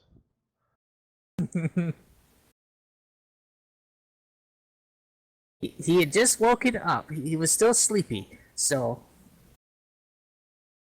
Does that mean it's going to be another 3 months of winter or something? I Yeah. I don't think it was winter, was it? Anyway, I wonder what the range on detect magic is. If you're thinking about using it, I will think about looking it up. Let's see. It says what here? That's all it says. I take that to be very close. Okay, it's like a room. Yeah, pretty much. Okay, well, it seems we have no better leads to go on. I guess. but he does mention that a very bad smell came out of that hole. I Well, think you Not all, not the elf smell. and you probably see you see Sylvie's eyes just ever so slightly cut over to Regan for just a second before going back. And when she cuts over, he's going to be smiling at the Oh God. news of a bad smell. That can only mean good things. So I so don't you know guys what's hop- with you two and smells all of a sudden. Do you guys just hop along on your way like Sniff sniff. Speaking of which, when's the last time you bathed, Telemann? Sniff sniff. It was only a day or two ago. I mean, you've been with me. It gets this way, you know, when one of us to fling fireballs and impaled by giant assassin mines and attacked by elves. Who knows what else we'll find? Who knows indeed.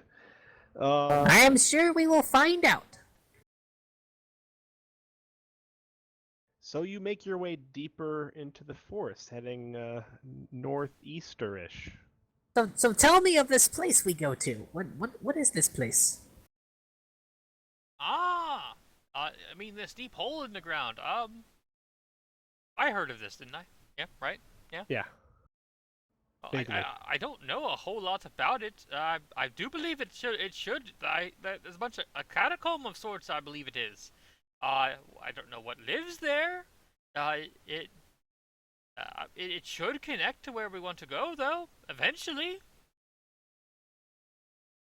Try another lore check to see if I can say anything about the actual place, provided that page is still partially intact.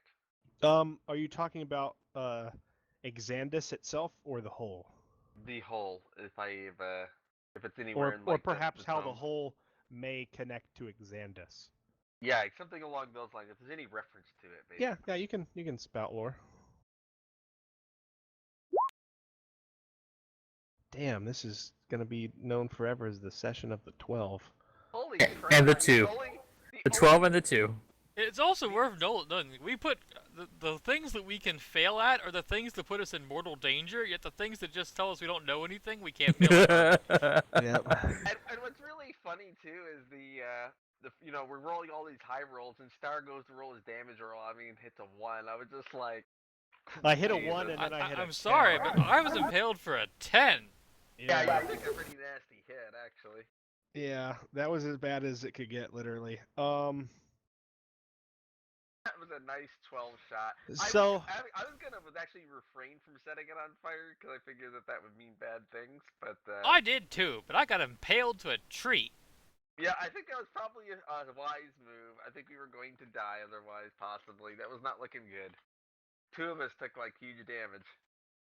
Let's see here. So you know, or at least you fathom, one of these pages you spilled wine on had some wavy lines going about, and you can't really make the text out anymore. But it seems like if you look at it from a certain angle, and like you have some faith in like that these are actually lines, and it wasn't like it wasn't some sort of line put there by the wine itself. It looks like some sort of rough your book diagram. kind of stained there. It looks like Raygon? some sort of rough diagram of an what must be an extensive network of underground tunnels. Um, like a vast network. Like if you just look at it from far away, it looks like some sort of maze or just a mess of lines. And like by studying this in your off time, uh, you know that like it kind of extends outward occasionally, and it gets a little bit less regular, like maybe it transfers into natural caverns. um and like you think like maybe by flipping a page of like a map over it or something, like it maybe overlays, and you think like somehow there's a section of underground tunnels that used to be like part of Exandus that just run under the forest, and if tale of this giant hole in the ground is correct, feasibly you could see how like if a giant hole was made in the ground, like it could burrow into these supposedly long forgotten underground tunnels.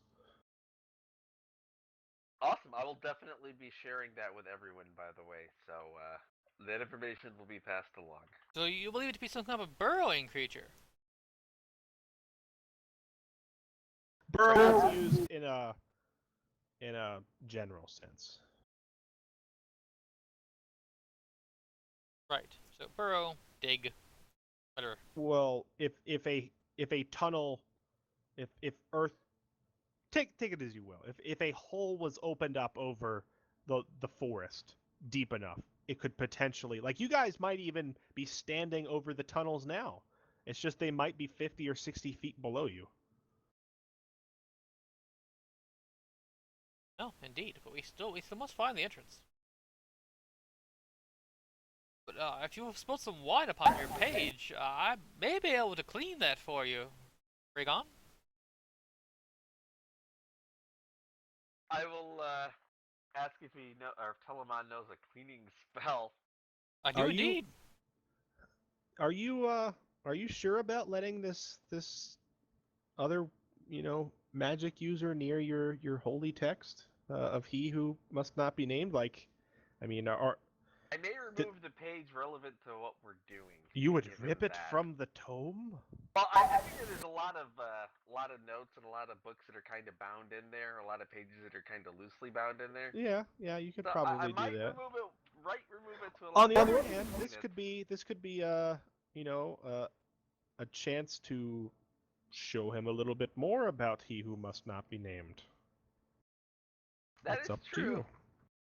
Or he who cannot be named. There's a difference.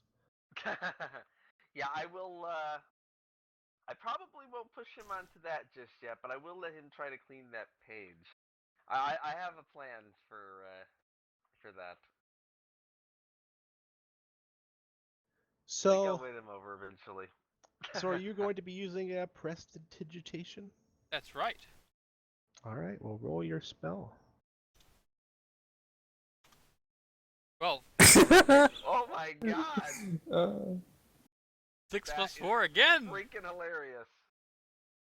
It's exactly the same No combo one we did earlier. will ever level up in this game. It seems that way, doesn't it? Freaking hilarious. We rolled a 2. and Not just from burned lack the of page trying. because- Okay, I wish Yeah, to clean the page that was prevalent that has information about this hole, supposedly, that was stained.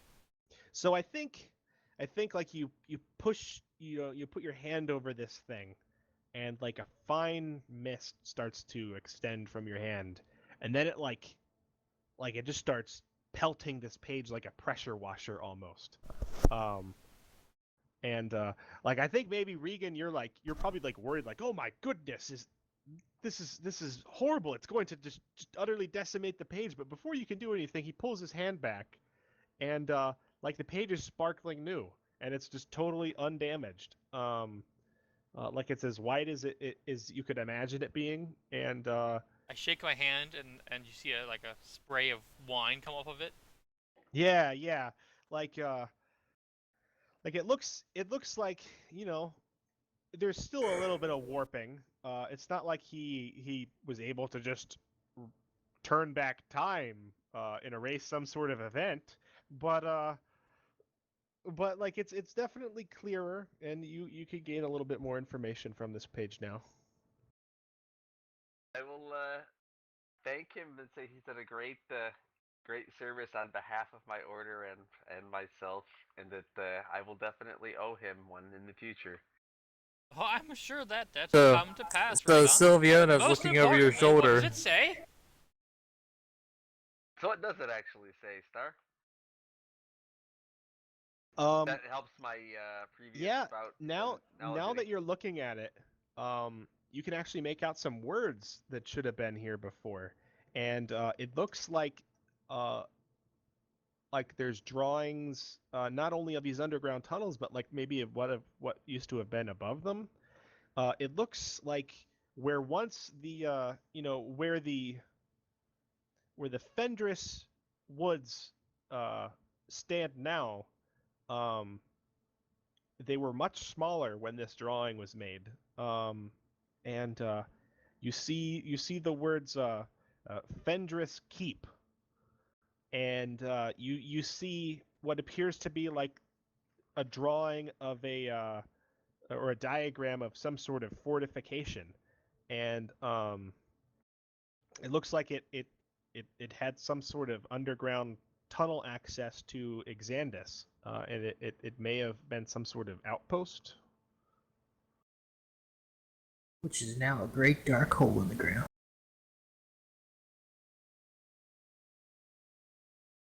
So what are all those squiggles? What does that do? Why are you looking at those pages? Or bits of paper? Oh, actually, I suppose I know what paper is, but... Fendris Key. I wonder if I have heard of such a thing. Sounds oddly familiar. Does it, like, speak to you?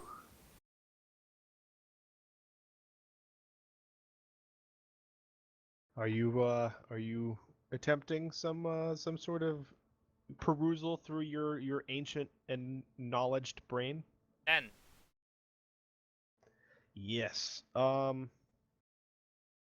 you actually know you don't know much about Fendris Keep, but you think you know the name Fendris from somewhere. Oh, wasn't that elven mage said to be a great healer?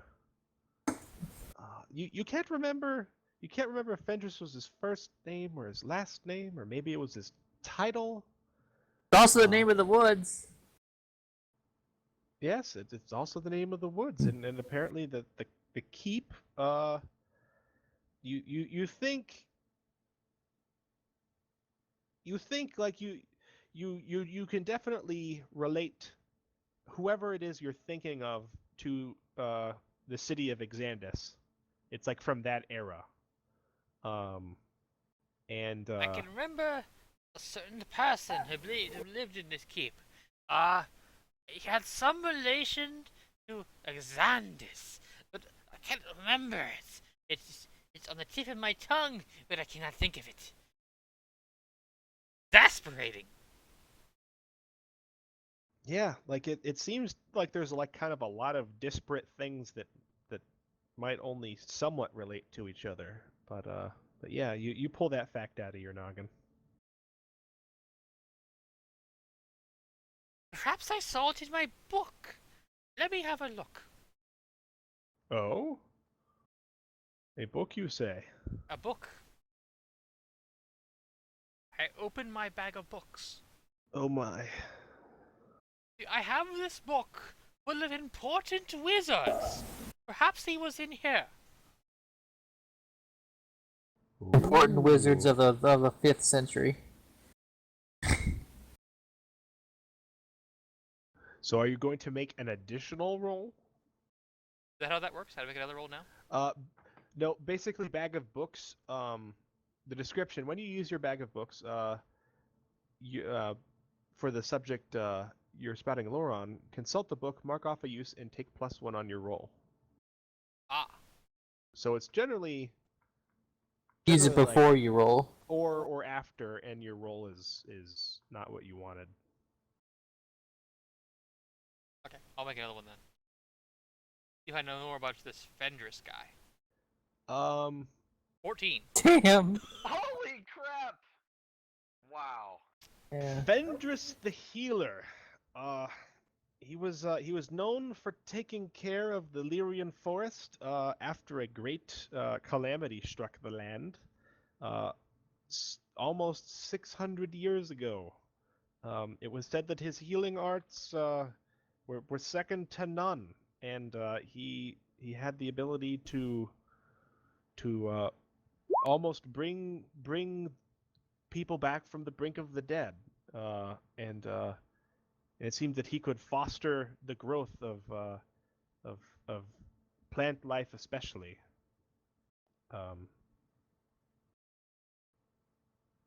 Yeah, there you go. Foster the growth of plants. Sounds like a nice man. But how did the books this thing you call a book, does it speak to you? I know, Sylvia.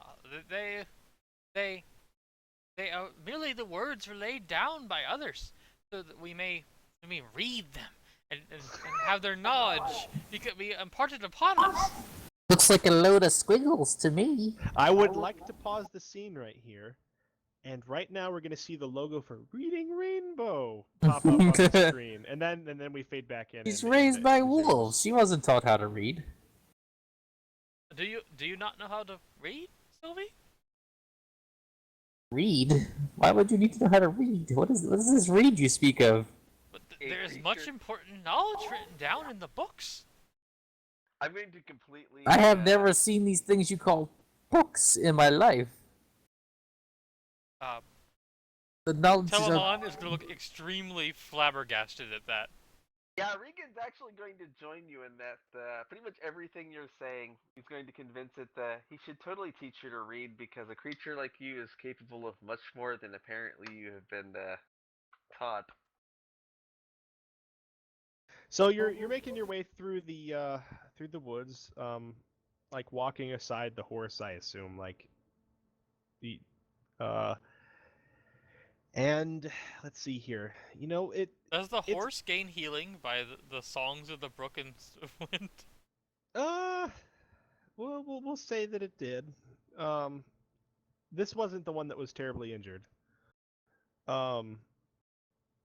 You notice, I think all of you notice, Brother Wolf up ahead has paused.